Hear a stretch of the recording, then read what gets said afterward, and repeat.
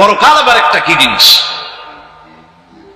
আল্লাহ রাব্বুল আলামিনের জবাবে আল্লাহ পাক বলেন ওই কাফেরদেরকে জবাব শোনায় দেন, কুলিল্লাহু ইউহয়িকুম সুম্মা ইউমীতুকুম সুম্মা ইয়াজমাউকুম ইলা ইয়াউমিল কিয়ামাতি লা রাইবা ফীহ।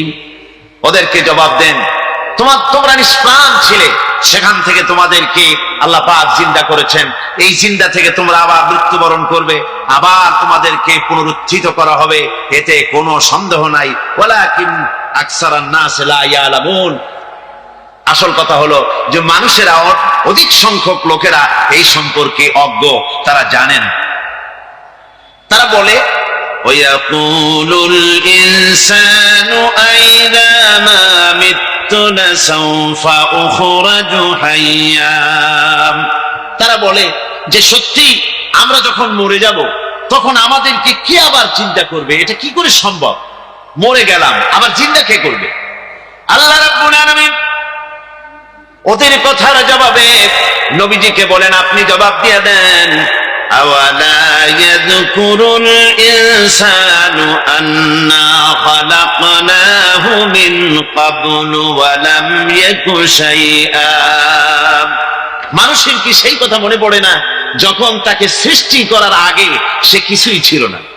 তোমার সৃষ্টির আগে যখন তুমি কিছুই ছিলে না, সেখান থেকে তোমাকে যিনি সৃষ্টি করেছেন, তোমার মৃত্যুর পরে তিনি আবার তোমাকে জিন্দা করতে পারবে। তোমার কি মনে নাই?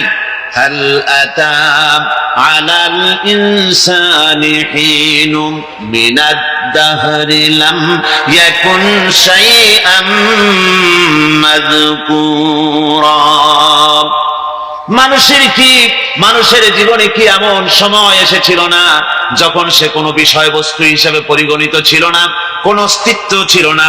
আমি বিনা অস্তিত্বে তোমাদেরকে সৃষ্টি করেছি। বিনা অস্তিত্বে যখন তৈরি করতে পারলাম, তখন বুঝি আমি আবার তোমাদেরকে জিন্দা করতে পারবো না? এটা কেমন কথা তোমরা বলো?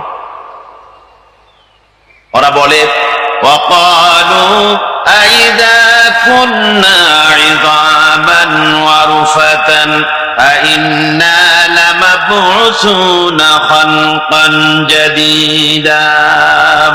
আমরা যখন মরে যাব, আমাদের হাড্ডি গুড্ডি যখন মাটির সাথে একেবারে মিশে যাবে, তখন কি আমরা নতুন ভাবে আবার পুনরুত্থিত হব? আমাদের কি আবার চিন্তা করা হবে? আল্লাহ রাব্বুল আলামিন বলেন, কুল কুনু হিজারাতান আও হাদীদা।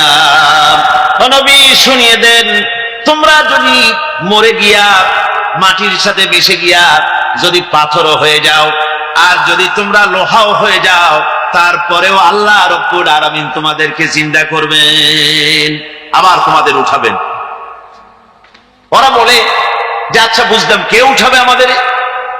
কেমনে উঠাবে? আল্লাহ পাক বলেন, ফাসায়াকুলুনা মান ইউঈদুনা। ওরা বলে আমাদেরকে কে উঠাবে, আমাদেরকে কে জিন্দা করবে? আল্লাহ পাক জবাবে বলেন, কুলিল্লাযী ফাতারাকুম আউওয়ালা মাররা। যিনি তোমাদেরকে প্রথম সৃষ্টি করেছেন, তিনি আবার তোমাদেরকে জিন্দা করবেন। আল্লাহ পাক সুন্দর করে বুঝাচ্ছেন। এই সব কথা শোনার পরে ফাসায়ুনগিদুনা ইলাইকা রুউসাহুম ওয়া ইয়াকুলুনা মাতা হুয়া। এসব কথা শোনার পরে আল্লাহ বলেন, ওই কাফেরেরা মাথা ঝুলায় ঝুলায় বলে, আচ্ছা তা বুঝলাম।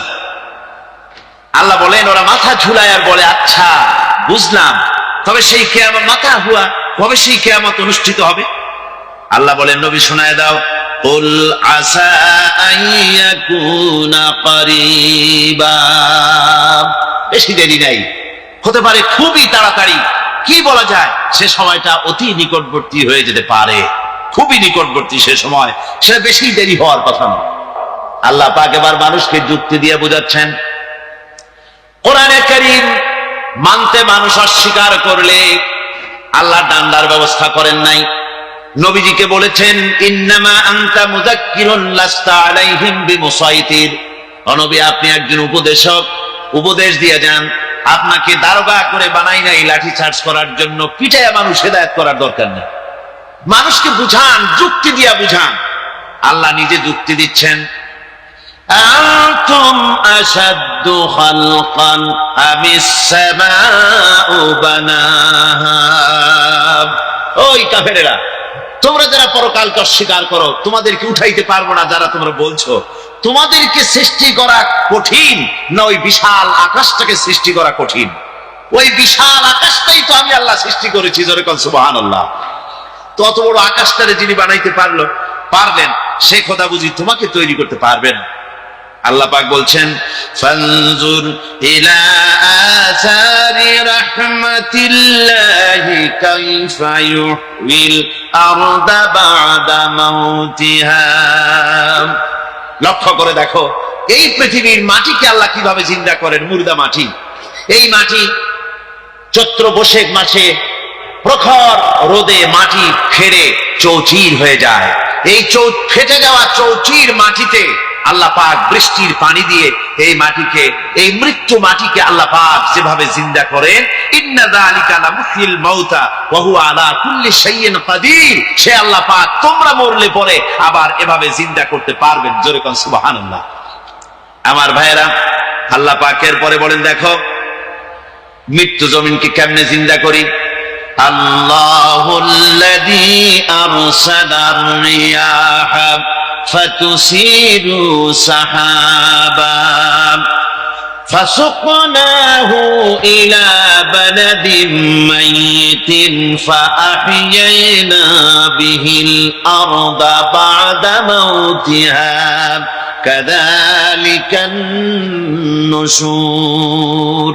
আমি আল্লাহ রাব্বুল আলামিন ওই সমুদ্রের নোনা পানিগুলোকে, সমুদ্রের লবণাক্ত পানিগুলিকে বাষ্পীয় আকারে উত্থিত করে মেঘমালায় পরিণত করি, আর এরপরে বাতাসকে হুকুম করি, বাতাস এই মেঘটারে টেনে নিয়ে যাও অমুক জায়গায়। মেঘ চলে এলো, আল্লাহ রাব্বুল আলামিন বলেন, মেঘ এবার বিন্দু বিন্দু করে বৃষ্টি বর্ষণ করে দে। আমার হুকুমে ওই পানিগুলি বৃষ্টি হয়ে বিন্দু বিন্দু হয়ে জমিনে পতিত হয়। আল্লাহ বলেন, এভাবে করে বৃষ্টির পানি দিয়া মরা জমিনকে জিন্দা করে দিয়া নববধূ গর্ভধারণের যেমন প্রস্তুতি নেয়, বৃষ্টির পানি পায়া মরা জমিন তেমন ফসল ধারণের জন্য প্রস্তুতি নিয়ে নেয়। সুবহানাল্লাহ বিহামদি। এইটা যেভাবে আমি করি, কাযালিকান নুশুর, এইভাবে করে তোমাদের কি কিয়ামতের দিন আমি জিন্দা করতে পারবো? কেমনে অস্বীকার করো? কাইফা তাকফুরুনা বিল্লাহি ওয়া কুনতুম আমওয়াতান ফাহইয়াকুম সুম্মা ইউমীতুকুম সুম্মা ইলাইহি তুরজাউন। কি করে তুমি আমাকে, আমি আল্লাহকে অস্বীকার করো? কুনতুম আমওয়াতান, তুমি ছিলে নিষ্প্রাণ, ফাহইয়াকুম, এরপরে আমি তোমাকে জিন্দা করলাম, সুম্মা ইউমীতুকুম, এরপরে তোমাকে আমি মৃত্যু করব, সুম্মা ইহয়ীকুম, এরপরে তোমাদেরকে আবার আমি জিন্দা করব, সুম্মা ইলাইহি তুরজাউন, এরপরে তোমাদের সকলকেই আমার কাছে ফিরে আসতে হবে। দেখেন না, আমরা যখন মানুষকে কবরে রাখি, কবরে রেখে তারপরে উপরে মাটি দিয়ে কি বলেন আপনারা? মিনহা খালাকনাকুম, পড়েন, মিনহা খালাকনাকুম ওয়া ফিহা নুঈদুকুম ওয়া মিনহা নুখরিজুকুম তারাতান উখরা। হে বান্দা, এই মাটি দিয়া তোরে তৈরি করা হয়েছিল, এই মাটির ভিতরে রেখে গেলাম, আবার এই মাটি থেকে আল্লাহ রাব্বুল আলামিন তোমারে জিন্দা করবেন। কিয়ামতের ময়দানে সকলকে উঠতে হবে সেখানে আল্লাহর দরবারে। আল্লাহ পাক বলছেন, বান্দা কেমনে অস্বীকার করো? ইন কুনতুম ফি রাইবিন মিনাল বা'স ফাইন্না খালাকনাকুম মিন তুরাব। পরকালকে যারা অস্বীকার করো, কিয়ামতে উঠতে হবে, এটাকে কিভাবে অস্বীকার করো? চিন্তা করে দেখো, তুমি নিষ্প্রাণ মাটি ছিলে, সেই মাটি দিয়েই আমি তোমাকে তৈরি করেছি। আবার আল্লাহ পাক মানুষকে আরো বুঝান, কিয়ামত আছে, পরকাল হবে, আল্লাহর দরবারে উঠতে হবে। আলাম ইয়াকুনু ফাতাম মিন মানিজ্জিন ইউমনা, তুমি কি মাতৃগর্ভে নিক্ষিপ্ত এক ফোঁটা পানি ছিলে না? ثم كان علقة فخلق فسوى এরপরে তোমাকে মাংসপিণ্ডে, জমাট রক্তে মাংসপিণ্ডে পরিণত করা হলো। এরপরে তোমাকে সুন্দর করে তোমাকে সুগঠিত করা হলো। فجعل منه الزوجين الذكر والأنثى এরপরে মাতৃগর্ভের ভিতরে আমি এটাকে পুরুষ বানালাম, কন্যা সন্তান অথবা পুত্র সন্তানে পরিণত করলাম। এইটা যে পেরেছে, যিনি পেরেছেন, أليس ذلك بقادر على أن يحيي الموتى সে আল্লাহর পক্ষে কি সম্ভব নয় যে তোমার মৃত্যুর পরে তিনি আবার জিন্দা করতে পারবেন? কি বলবেন, কি বলেন, সম্ভব না? তিনি পারবেন না? নিশ্চয়ই তিনি আবার কিয়ামতের মাঠে আমাদেরকে হাজির করতে পারবেন, এতে কোনো সন্দেহ নাই। আল্লাহ পাক সেই জন্য এখানে বলতেছেন যে ওরা বাল কাযযাবু বিসসাম, ওরা আসলেই পরে কালকে অস্বীকার করেছে। আপনি যে নবী, এতে কোনো সন্দেহ নাই। আপনি খানা খান, আপনি বাজারে যান, এটাই মূল আপত্তির বিষয় না। মূল কথা হলো তারা পরকালকে অস্বীকার করেছে। আল্লাহ পাক বলেন وأن الساعة آتية لا ريب فيها অবশ্যই সে সময় আসবে, সে কিয়ামত আসবেই, এতে কোনো সন্দেহ নাই। وأن الله يبعث من في القبور আর আল্লাহ পাক তিনি কবরের মধ্যে অন্তর্হিত যা কিছু আছে সবাইকে কিয়ামতের দিন আল্লাহ পাক ময়দানে উঠাবেন। কিয়ামতে আল্লাহর দরবারে সকলকে হাজির হতে হবে। আমার বন্ধুগণ, আল্লাহ পাক বলেন ولقد خلقنا الإنسان من سلالة من طين লক্ষ্য করো, তুমি ছিলে মাটির নির্যাস থেকে তোমাকে তৈরি করা হয়েছে। শুধু মাটির নির্যাস থেকে তোমাকে কোনো মডেল ছাড়া, কোনো ধরনের আদর্শ ছাড়া, কোনো ধরনের নমুনা ছাড়া তোমাকে সৃষ্টি করা হলো। ثم جعلناه نطفة في قرار مكين এরপরে মাতৃগর্ভের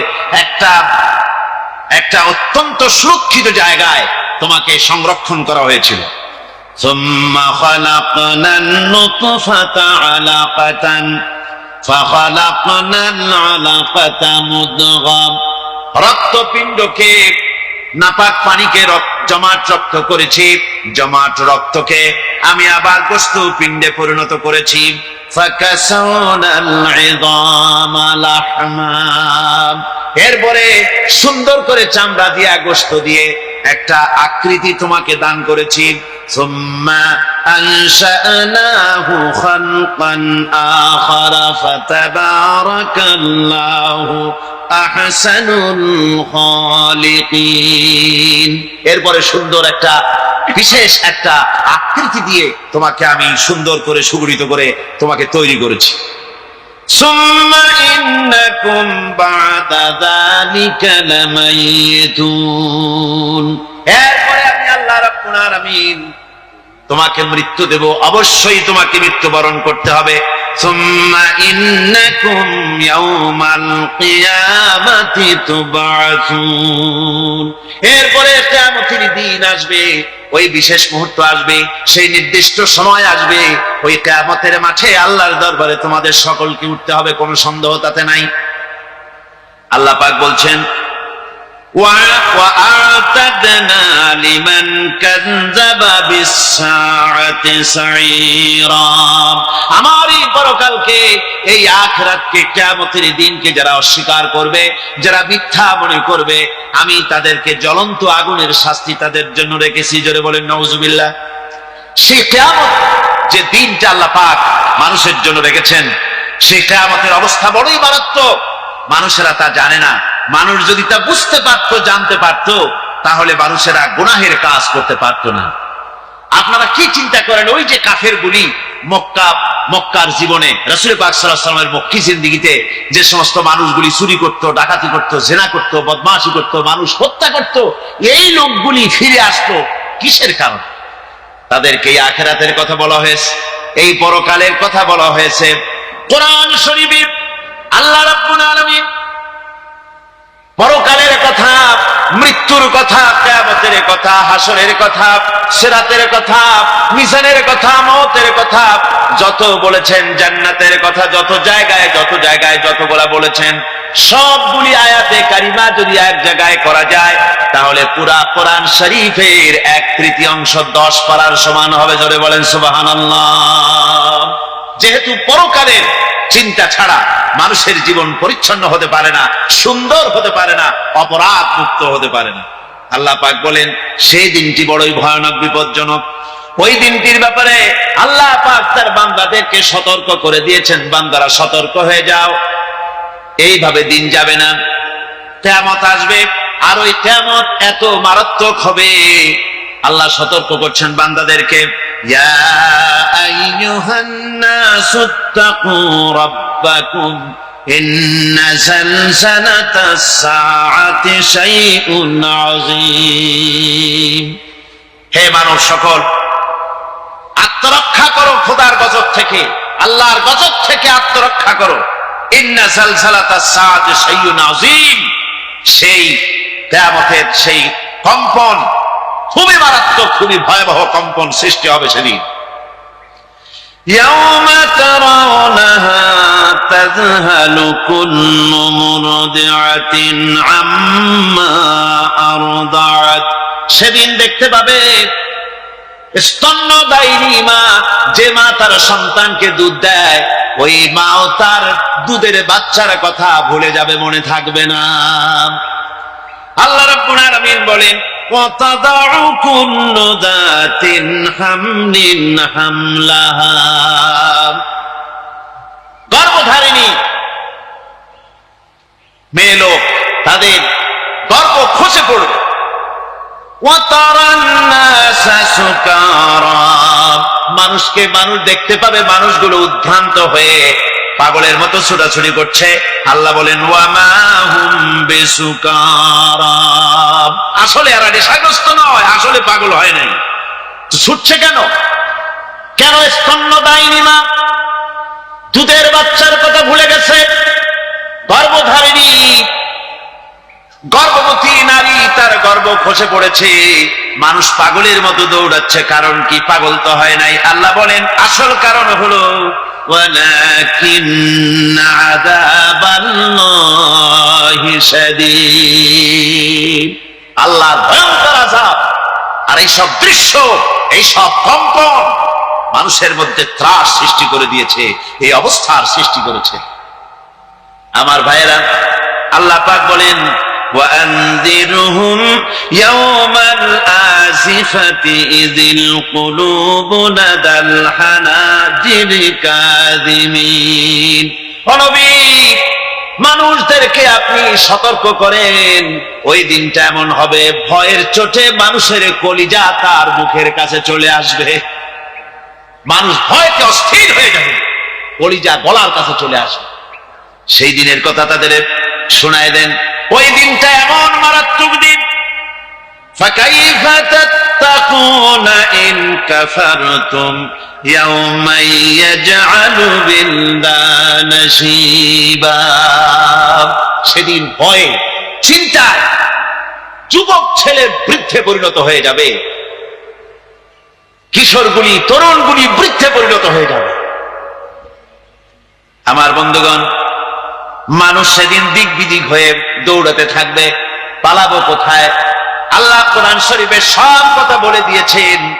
ইয়াকুলুল ইনসানু আইনাল মাফার, কোথায় ভাগবো, পালাবো কোথায়? অস্থির হয়ে মানুষ দৌড়াতে থাকবে, পালাবো কোথায়, যাব কোথায়?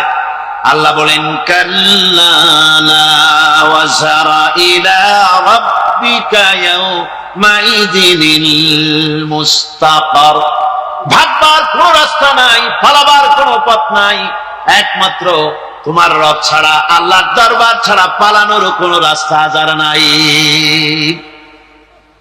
আমার বন্ধুগণ, এই কঠিন সময়, এই কঠিন দিনে, পরকালের এই দিনে, কিয়ামতের এই মারাত্মক অবস্থায় সকলকে উঠতে হবে। আল্লাহ পাক বলেন, এরপরে কিয়ামত অনুষ্ঠিত হয়ে যাবে, সূরা ফুরকানে আল্লাহ বলছেন ইযা রাআতুহুম মিন মাকানিন বাঈদিন সামি'ু লাহা তাগায়ুযান ওয়া যাফীরা। যখন তাদেরকে জাহান্নাম দেখতে পাবে, অর্থাৎ জাহান্নামের যখন তারা জাহান্নামের দিকে অগ্রসর হবে,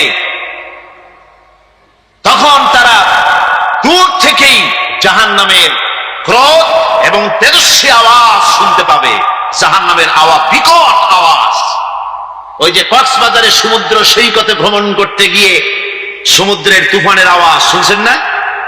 কথা বল না কেন? সমুদ্রের তুফানের আওয়াজ শুনেছেন তো?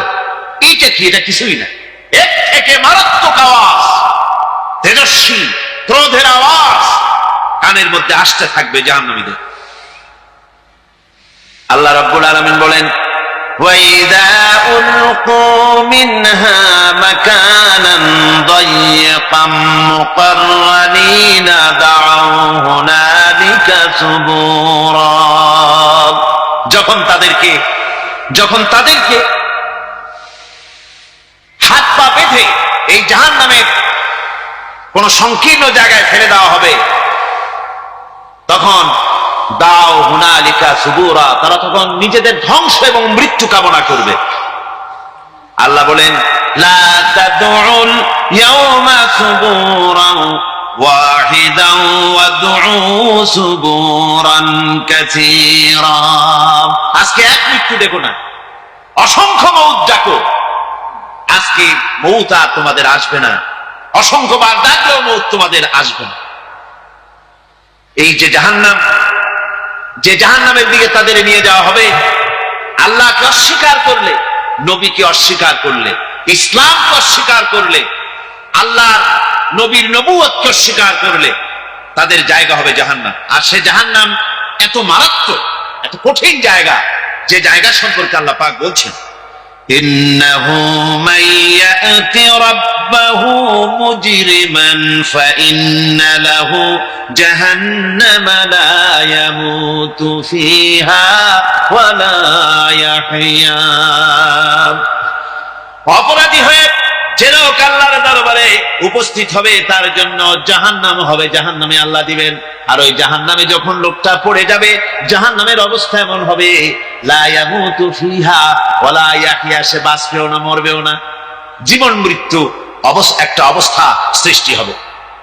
ওই জাহান্নামে নারুল্লাহিল মুকাদাতুল্লাতী তাত্তালিউ আলাল আফইদা, জাহান্নামের প্রচন্ড আওয়াজ, এই আগুন উৎক্ষিপ্ত হয়ে তাদের কলিজা পর্যন্ত, অন্তর পর্যন্ত স্পর্শ করবে এই আগুনের তাপ। আর এদের পাহারায় রাখা হবে ইন্নাহা আলাইহিম মুসাদাতুন ফি আমাদিন মুমাদ্দাদা, জাহান্নামীদের পাহারায় রাখা হবে নির্মম, কঠোর ব্যবহার, কর্কশ আওয়াজ, কর্কশ ভাষী এ ধরনের ফেরেশতাদের রেখে রাখা হবে তাদের পাহারায়, তারা নিয়োজিত থাকবে। আল্লাহ রাব্বুল আলামিন বলেন, ও দুনিয়ার মানুষ, ইয়া আইয়ুহাল্লাযীনা আমানু ও আনফুসাকুম ওয়া আহলিকুম নারা। ও ঈমানদারেরা, আল্লাহর তো দয়া বেশি বান্দার জন্য। বান্দার উপরে দয়া কার সবচেয়ে বেশি? সবচেয়ে বেশি দয়া হলো বান্দার উপরে আল্লাহ। আল্লাহ চান না যে সে জাহান্নামে যাক, কঠিন জায়গা জাহান্নাম। আল্লাহ বলেন, ও মুমিনেরা, তুমি নিজে আর তোমার পরিবারবর্গকে জাহান্নামের আগুন থেকে রক্ষা করো, আগুন থেকে রক্ষা করো, জাহান্নামের রাস্তা থেকে তাদের ফিরাও। ওই জাহান্নাম, যেই জাহান্নামের ইন্ধন হবে মানুষ আর পাথর। ফিরাও জাহান্নাম থেকে মানুষকে, তোমার সন্তানদেরকে ফিরাও। আজকে যে সব সন্তানের আল্লাহ বলেন তুমি নিজে বাঁচো, আহল আয়ালকে বাঁচাও। যে সব সন্তান তোমার নামাজ নাই, রোজা নাই, আল্লাহ পরকালের চিন্তা নাই, যারা ইসলামকে বিশ্বাস করে না, যারা মনে করে কোরআন হচ্ছে বেহেশত দোজখের কথা শুধু, ওতে কোন মানুষের অর্থনীতি, সমাজনীতি, রাজনীতির ব্যাপার নাই, মানুষের জীবনের দরকারি জিনিসগুলি সেখানে নাই। সুতরাং আমরা যদি দুনিয়ায় সুখ সমৃদ্ধি পেতে চাই, তাহলে আমাদেরকে মানুষের তৈরি করা মতবাদ মানতে হবে। এইভাবে ছেলেরা যখন মানুষের তৈরিকার মতবাদের এদিকে যখন দৌড়ায়, মা বাপ যদি তাদেরকে না ফিরায়, জাহান্নাম থেকে বাঁচাবার জন্য যদি চেষ্টা না করে, কিয়ামতের দিন ওই সন্তানেরা জাহান্নামে যখন জাহান্নামের অর্ডার তাদের হয়ে যাবে, তারা বলবে রব্বানা আরিনাল লাযাইনি আদাল্লানা, হে আমার প্রভু, কে আমাদেরকে গোমরাহ করে দিল, মিনাল জিন্নি ওয়াল ইনসি, জিনের ভিতর থেকে মানুষের ভিতর থেকে, আমাদের নেতারা, আমাদের মা বাপ, আমাদের মুরব্বী, তারা আমাদেরকে বিভ্রান্ত করলো, তোমার রাস্তা থেকে সরাই দিল। ওরা কই? ওদেরকে নিয়ে আসো। আমাদেরকে এই খারাপ রাস্তা থেকে ফিরায় নাই, জাহান্নামের পথে চলেছি, আমাকে ফিরায় নাই। ও আল্লাহ, আজকে জাহান্নামে যাওয়ার আগে ওই মা বাপ আর মুরব্বী আর নেতাগুলি নিয়ে আসো। নাজআলহুমা তাহতা আকদামিনা লিয়াকুনা মিনাল আসফালিন, নিয়ে আসো ওদেরকে পায়ের তলে রেখে তারপরে জাহান্নামে যাব। আমার ভাইরা, যে ছেলে আজকে মানুষের তৈরি করা মতবাদের আন্দোলন করছে, সেকুলারিজম করছে, সোশ্যালিজম করছে, ক্যাপিটালিজম করছে, তারপরে ন্যাশনালিজম করছে, হাজারো মতবাদের দিকে আকৃষ্ট হয়েছে আপনার ছেলে, আপনার স্ত্রী, আপনার বোন, আপনার ভাই, আপনি জেনে শুনে তাদেরকে ফিরাচ্ছেন না, আল্লাহ রাস্তায় আনতেছেন না। কিয়ামতের দিন ওরা পালাইতে যাবে এবং ওদের এই অপরাধের কারণে, ফিরানোর কারণে, সহযোগিতা করার কারণে কিয়ামতের দিন অবস্থা করুণ হয়ে যায়। এই জন্য আল্লাহ রাব্বুল আলামিন বলছেন, হে বিশ্বাসীরা, আমাকে তোমরা যারা বিশ্বাস করেছো, ঈমান এনেছো, নিজে বাঁচো আর নিজের আহল আয়ালকে জাহান্নামের আগুন থেকে বাঁচাও। ওই জাহান্নাম আলাইহা মালাইকাতুন গিলাদুন শিদাদুন লা ইয়াসুনাল্লাহা মা আমারাহুম ওয়া ইয়াফআলুনা মা ইউমারুন। আল্লাহ রাব্বুল আলামিন বলেন, সেখানে অত্যন্ত কর্কশ, রূঢ় এবং নির্মম স্বভাবের এমন সব ফেরেশতা পরিচালক হিসেবে জাহান্নামে দেওয়া হবে, যারা আল্লাহর নির্দেশের বাইরে কোনো কাজ করে না। তারা সেই সব কাজই করে যা আল্লাহ তাদেরকে হুকুম করেন। তাদেরকে অনুরোধ করে, দরখাস্ত করে কোন রকম তাদের কাছ থেকে কোনো কৃপা, কোনো করুণা, কোনো মহব্বত কিছুই পাওয়া যাবে না। অত্যন্ত কর্কশ, রূঢ় মেজাজের ফেরেশতা সেখানে পরিচালক হিসেবে দেওয়া হবে। আর ওই জাহান্নামীদেরকে, যারা জাহান্নামে যাবে কিয়ামতের দিন, ফাল্লাযীনা কাফারু قطعت لهم ثياب من نار, আগুন দিয়ে কেটে তাই দিয়ে পোশাক তৈরি করে দেওয়া হবে, আগুনের পোশাক পরিয়ে দেওয়া হবে। আগুনের পোশাক গায়ে পরিয়ে দেওয়ার পরে কুল্লামা নাদিজাত জুলুদুহুম বাদদালনাহুম জুলুদান গায়রাহা, একবার চামড়া পুড়ে যাবে, জাহান্নামের আগুনে চামড়া পুড়ে গলে যাবে, আবার আল্লাহ রাব্বুল আলামিন নতুন করে চামড়া পরিয়ে দিবেন, যাতে করে শাস্তির তীব্রতা অনুভব করতে পারে। জোরে কোন নাউজুবিল্লাহ। আমার ভাইরা, জাহান্নামীরা ক্ষুধার যন্ত্রণায়, তৃষ্ণার যন্ত্রণায় আকাশের দিকে তাকায় থাকবে, উপরের দিকে তাকায় থাকবে, বলবে, আরে যদি একটু বৃষ্টি হতো, মেঘ হতো। হঠাৎ করে দেখবে যে উপরে কালো মেঘ হয়ে গেছে, মনে করবে যে এবার বুঝি বৃষ্টি হবে, পানি পান করব। মেঘ তারা দেখতে পেল, মেঘের ভিতর থেকে অল্পক্ষণের ভিতরে গরম পানি পড়বে, এমন গরম পুঁজ, এমন গরম রক্ত পড়বে, যেগুলি পান করলে পরে সঙ্গে সঙ্গে পেটের নাড়ি, ভুঁড়ি আর কলিজা পিছনের দরজা দিয়ে সব বেরিয়ে যাবে। নাউজুবিল্লাহি মিন যালিক। হে আল্লাহ, এই কঠিন অবস্থা থেকে তুমি আমাদেরকে হেফাজত করো। জোরে বলেন আমিন। সবাই বলেন আমিন। আমার ভাইয়েরা, তামসার ব্যাপার নয়। ও যুবক ভাইয়েরা, শিক্ষিত ভাইয়েরা, তামসা করার ব্যাপার না। দুনিয়ায় খেল তামাশা ফুর্তি করার জায়গা না। जगह जी लगाने के लिए ये दुनिया नहीं है, ये इबरत की जा है तमाशा नहीं है। দুনিয়া উপদেশ গ্রহণ করার জায়গা, খেল তামাশা করার জায়গা না। এই পৃথিবীতে আল্লাহ রাব্বুল আলামিন বলেন, নাফরমানি করলে পরে জাহান্নামে যাবেই, জাহান্নামে যেতে হবে। ওই জাহান্নামীদের কি খেতে দেওয়া হবে? আল্লাহ পাক বলছেন, শোনো, খেতে দেব কি? তুসকা মিন আইনিন আনিয়া, ফুটন্ত গরম পানি তাদেরকে পান করতে দেওয়া হবে।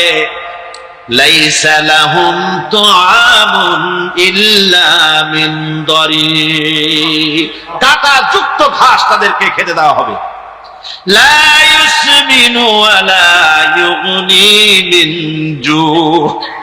এই খাবারে তাদের শরীর পরিপুষ্ট হবে না, আর ক্ষুধাও নিবৃত্ত হবে না।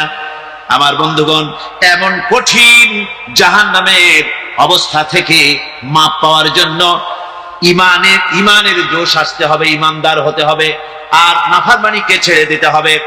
জাহান্নামে যখন মানুষদেরকে নিয়ে যাওয়া হবে, জাহান্নামীদেরকে, ইযা উলকু ফিহা সামিউ লাহা শাহীকান ওয়া হিয়া তাফুর।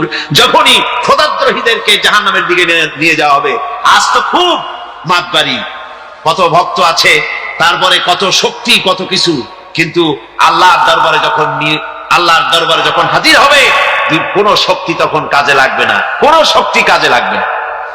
জাহান্নামে যখন তাদেরকে নিয়ে যাওয়া হবে, জাহান্নাম তখন গোসায় ফেটে পড়তে থাকবে, জাহান্নামের ভিতর থেকে গর্জন আসতে থাকবে, তাকাদু তামাইয়াজু মিনাল গায়জ। জাহান্নাম যেন গোসায় ফেটে পড়তে চাইবে। কুল্লামা উলকিয়া ফিহা ফাওজুন সাআলাহুম খাযানাতুহা আলাম ইয়াতিকুম নাযীর। জাহান্নামের পরিচালক বলবে, ও আল্লাহর বান্দা, কেন আজ জাহান্নামে আসলি, কেন দোজখে আসলি? আলাম ইয়াতিকুম নাযীর, তোর কাছে কি কোনো ভীতি প্রদর্শক কেউ যায় নাই? কোন নবীর কথা কি শোনো নাই? কোরআনের কথা কি শোনো নাই? হাদিসের কথা কি শোনো নাই? জাহান্নামে কেন এলি? এত বড় খারাপ জায়গা কেন আসলি? শোনো নাই কি কোনো ভয় দেখানো কেউ কি সব সতর্কবাণী শোনায় নাই?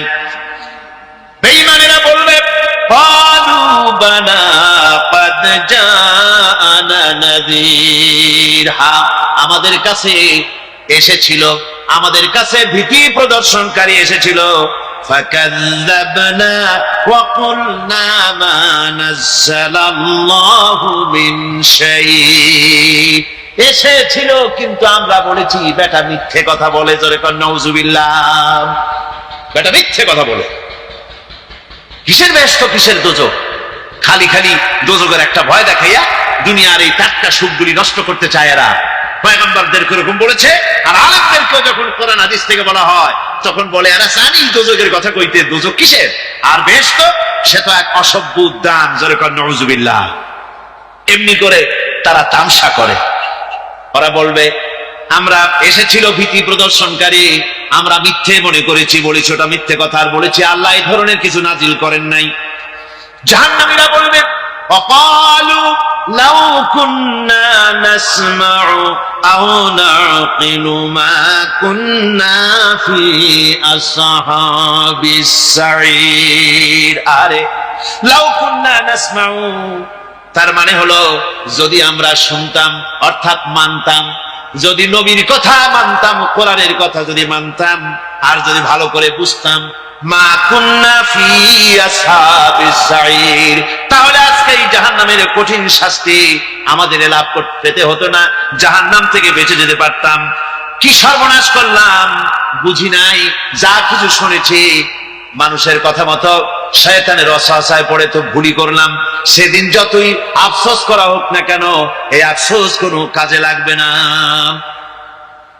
قل أذلك خير أم جنة الخلد التي وعد المتقون كانت لهم جزاء ومصيرا। আল্লাহ বলছেন, এই সব কথা বলার পরে, জাহান্নামের সব শাস্তির কথা শুনাইয়া আল্লাহ বলছেন, বলেন, কুল আযালিকা খায়রুন, এই পরিণতি কি ভালো যে জাহান্নামের পরিণতির কথা বলা হলো? তোমরা যে সমস্ত অবাধ্যতা করতেছো, ঈমান আনতেছো না, নবীকে গালাগালি করছো, ইসলাম মানতেছো না, নাফরমানি করছো, এর পরিণতি যা হবে, আযালিকা খায়রুন, এই পরিণতি কি ভালো? আম জান্নাতুল খুলদিল্লাতী উইদাল মুত্তাকুন, অথবা সেই চিরন্তন জান্নাত যার ওয়াদা করেছেন আল্লাহ পাক মুত্তাকিনদের জন্য। কানাত লাহুম জাযাআন ওয়া মাসীরা, যে জান্নাত হবে তাদের কর্মের প্রতিফল, আর এটাই হবে তাদের মহাযাত্রার শেষ মঞ্জিল। সেই জান্নাত, যে জান্নাত আল্লাহ রেখেছেন মুমিনদের জন্য। কাদের জন্য জান্নাত? মুমিনদের জন্য। সেটা এমন জান্নাত হবে, লাহুম ফিহা মা ইয়াশাউনা খালিদিন, যা চাইবে মনের আশা আকাঙ্ক্ষা অনুযায়ী সব পাবে বেহেশতের মধ্যে। খালিদিন, চিরকাল সেখানে থাকবে।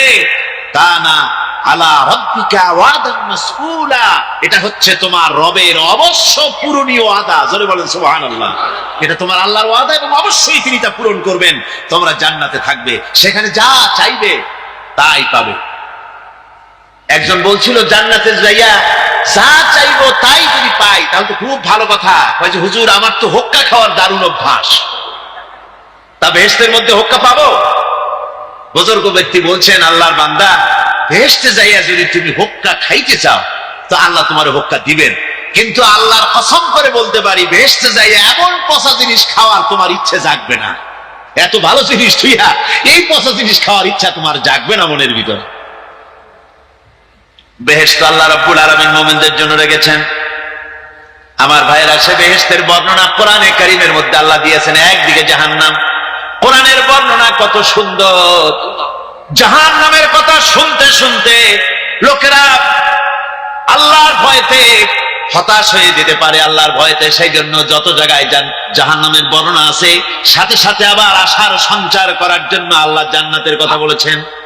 কাহার এবং জব্বার নাম আল্লাহ যেখানে ব্যবহার করেছেন, সাথে সাথে আবার গফুর রহিম নাম ব্যবহার করেছেন, বান্দা যেন হয়রান হয়ে না যায়। আমার ভাইরা, একদিকে জাহান্নামের এই কঠিন শাস্তির কথা, আবার অপরদিকে আল্লাহ বলেন, শোনো, এমন জান্নাত আমি রেখেছি, মাসালুল জান্নাতিল্লাতী উইদাল মুত্তাকুন, এমন বেহেশত মুত্তাকিনদের জন্য যার ওয়াদা করা হয়েছে, এমন বেহেশত সেটা। ফিহা আনহারুম মিন মাইন গায়রি আসিন, সেখানে এমন সুন্দর স্বচ্ছ পানির ঝর্ণাধারা, সুমিষ্ট পানির ঝর্ণাধারা রাখা হয়েছে। ওয়া আনহারুম মিন লাবানিন লাম ইয়াতাগায়্যার তা'আমুহু, আর সেখানে দুধের ঝর্ণা রাখা হয়েছে যার স্বাদ কখনো নষ্ট হবে না। ওয়া আনহারুম মিন খামরিন লাযযাতান লিশারিবিন, আর রাখা হয়েছে পানীয়ের ঝর্ণাধারা যা পানকারীদের জন্য অত্যন্ত সুন্দর হবে, খুবই সুস্বাদু হবে। আর রাখা হয়েছে ওয়া আনহারুম মিন আসালিন মুসাফফা, পরিষ্কার পরিচ্ছন্ন সুস্বাদু মধুর ঝর্ণা। জোরে বলেন সুবহানাল্লাহ। ওয়া সাকাহুম রাব্বুহুম শারাবান তাহুরা, জান্নাতের ভিতরে তোমাদেরকে পান করানো হবে শারাবান তাহুরা, পবিত্র পানীয়। তাহের এবং তাহুর দুটি কথা। তাহের বলা হয় সেই জিনিসকে যা নিজে পাক আর একজনকে পাক করতে পারে না, যেমন মধু, যেমন তেল, যেমন দুধ নিজে পাক, কিন্তু দুধ দিয়ে যদি কেউ গোসল করে, দুধ দিয়ে যদি কেউ উজু করে, ও নিজে পাক কিন্তু আপনাকেও পাক করতে পারবে না। এটার নাম হচ্ছে তাহের। আর তাহুর বলা হয় সেই জিনিসকে যে নিজেও পাক এবং অন্যকেও পাক করে দিতে পারে, যেমন পানি। পানি নিজে পাক, ওটার দ্বারা উজু করলে, গোসল করলে সেও কি হবে? পাক হয়ে যাবে। আল্লাহ তাই বলেন জান্নাতের ভিতরে ওয়াসাকাহুম রাব্বুহুম শারাবান তাহুরা, জান্নাতের ভিতরে শরাবে তাহুর পান করানো হবে। ওই শরাবটা নিজেই পাক, আর যে পান করবে তাকে আরো পরিচ্ছন্ন পবিত্র করে দেবে। জোরে বলেন সুবহানাল্লাহ। সেই শরাব হবে এমন, খিতামুহু মিস্ক, যার মুখগুলি সুন্দর করে সুগন্ধ জিনিস দিয়ে, সুগন্ধি দিয়ে, মিস্ক দিয়ে আটকানো রয়েছে। তারপরে কি? ওয়াফি যালিকা ফালিয়াতানাফাসিল মুতানাফিসুন, এবার এই শরাব পান করার জন্য, এই পবিত্র পানীয় পান করার জন্য প্রতিযোগিতা করো। কে তোমরা প্রতিযোগিতা করে তার কাছে যেতে পারো? কিয়ামতের দিন আল্লাহ পাক জান্নাতে এই জিনিস পান করাবেন, আর ওই পাগলেরা কয় মদ খাওয়াবে। জোরে কান নাউযুবিল্লাহ। যার যা অভ্যাস সেটাই সে নিজেও তাই চিন্তা করে। আমার বন্ধুগণ, জান্নাতের ভিতরে আল্লাহ রাব্বুল আলামিন এভাবে মধুর ঝর্ণা রাখবেন, দুধের ঝর্ণা রাখবেন, সতত প্রবাহিত ঝর্ণা ধারা সেখানে থাকবে। মুত্তাকিনা আলাল আরাই الأرائك لا يرون فيها شمسا ولا زمهريرا জান্নাতীরা ঠেস দিয়ে ছায়ার মধ্যে আরাম করে বসে থাকবেন, না তাদেরকে সূর্যের তাপ জ্বালাতন করবে আর না তাদের সেখানে কোনো কষ্ট হবে। এমনি করে আরাম করে তারা তার ভেতরে থাকবে, আর সেখানে তাদেরকে সুন্দর করে ছায়া সুনিবিড় এক সুন্দর জান্নাতের ভেতরে এক সুন্দরতম পরিবেশের মধ্যে আল্লাহ রাব্বুল আলামিন তাদেরকে সেখানে রাখবে। এরপরে তারা ওয়াইদা রাআইতা সুম্মা রাআইতা নাঈমান ওয়া মুলকান কাবীরা, সেখানে যেদিকেই তাকাবে সেদিকেই শুধু নিয়ামতের সাম্রাজ্য দেখতে পাবে, শুধু নিয়ামত আর নিয়ামত, এগুলি তাদের চোখে পড়বে। সেখানে না সূর্যের তাপ আর না শীতের প্রকোপ, কোনো কষ্ট নাই, মানুষের শরীর থেকে ঘামও বেরোবে না, সেখানে বার্ধক্য এসে কাউকে পীড়া দিবে না। হুজুর একজন বুড়া লোককে বলছিলেন, মিয়া তুমি তো বেহেশতে যাবে না, তুমি তো বুড়া মানুষ, তুমি তো বেহেশতে যাইতে পারবে না। লোকটা কান দিয়ে অস্থির হয়ে গেছে। রাসূল বলছেন যে বেহেশতে বুড়া মানুষ যাবে না, তাহলে তো আমার উপায় নাই। হুজুর বলছেন না, তুমি যখন বেহেশতে যাবে তুমি যুবক হয়ে যাবে। সুবহানাল্লাহ ওয়া বিহামদিহি। একজন কালো মানুষ হুজুর বলছেন যে কালো মানুষ বেহেশতে যাবে না, সে তো একদম কান্দিয়া হয়রান। হুজুর বলছেন দেখো তুমি যখন বেহেশতে যাবে তুমি কালো থাকবে না, তুমি সুন্দর সুশ্রী হয়ে যাবে। সুবহানাল্লাহ। আমার ভাইয়েরা, ওই জান্নাতের ভিতরে আল্লাহ রাব্বুল আলামিন অগণিত নিয়ামত মানুষের জন্য রেখেছেন, নিজের বান্দার জন্য রেখে দিয়েছেন। ওয়া হুরুন ঈন, বেহেশতীদের জন্য রয়েছে সুন্দর চক্ষুধারী হুরগণ রয়েছে সেখানে জান্নাতীদের জন্য। কাআমসালিল লুউলুইল মাকনুন, যেন সে এতই সুন্দর, যেন গোপনে রক্ষিত মুক্তার মতো, মুক্তা সদৃশ, এভাবে সুন্দর সুন্দরী হুরদেরকে আল্লাহ রাব্বুল আলামিন তার বান্দাদেরকে সেখানে রেখেছেন। লা ইয়াসমাউনা ফিহা লাগওয়ান ওয়ালা তা'সীমান ইল্লা কিলান সালামান সালামা, কোন পাপ সেখানে মানুষ দেখবে না, কোন বাজে কথা সেখানে শুনবে না, শুধু শান্তি আর শান্তি। আল্লাহ রাব্বুল আলামিন মুমিন বান্দাদের বলবেন, উদখুলুল জান্নাতা আনতুম ওয়া আজওয়াজুকুম তুহবারুন। আল্লাহ রাব্বুল আলামিন বলবেন, ও আমার বান্দারা জান্নাতে প্রবেশ করো, তোমাদের স্ত্রীদেরকে সাথে নিয়ে জান্নাতে চলে যাও। সুবহানাল্লাহ ওয়া বিহামদিহি। তোমাদের স্ত্রীদেরকে নিয়ে সাথে করে নিয়ে জান্নাতের ভিতরে চলে যাও, সেখানে তোমরা আরামে থাকো। ইউতাফু আলাইহিম বিসহাফিন মিন যাহাবিন ওয়া আকওয়াবিন ওয়া ফিহা মা তাশতাহিল আনফুস ওয়া তালাজ্জুল আ'য়ুন ওয়া আনতুম ফিহা খালিদুন। তাদের সামনে সেখানে স্বর্ণ নির্মিত থালা এবং সমস্ত পাত্র তাদের সামনে ঘুরতে থাকবে, তারা সেখানে আরামে মন ভোলানো সাজ সজ্জা সরঞ্জামাদি ইত্যাদি দেখে তারা সেখানে অবাক হয়ে যাবে। এত সুন্দর জান্নাতের পরিবেশ দেখে তারা হয়রান হয়ে যাবে। এই জান্নাতীদেরকে আল্লাহ রাব্বুল আলামিন ফেরেশতাদেরকে অর্ডার করবেন, ও আমার ফেরেশতারা, আমার এই বান্দাগুলিকে জান্নাতের দিকে নিয়ে যাও।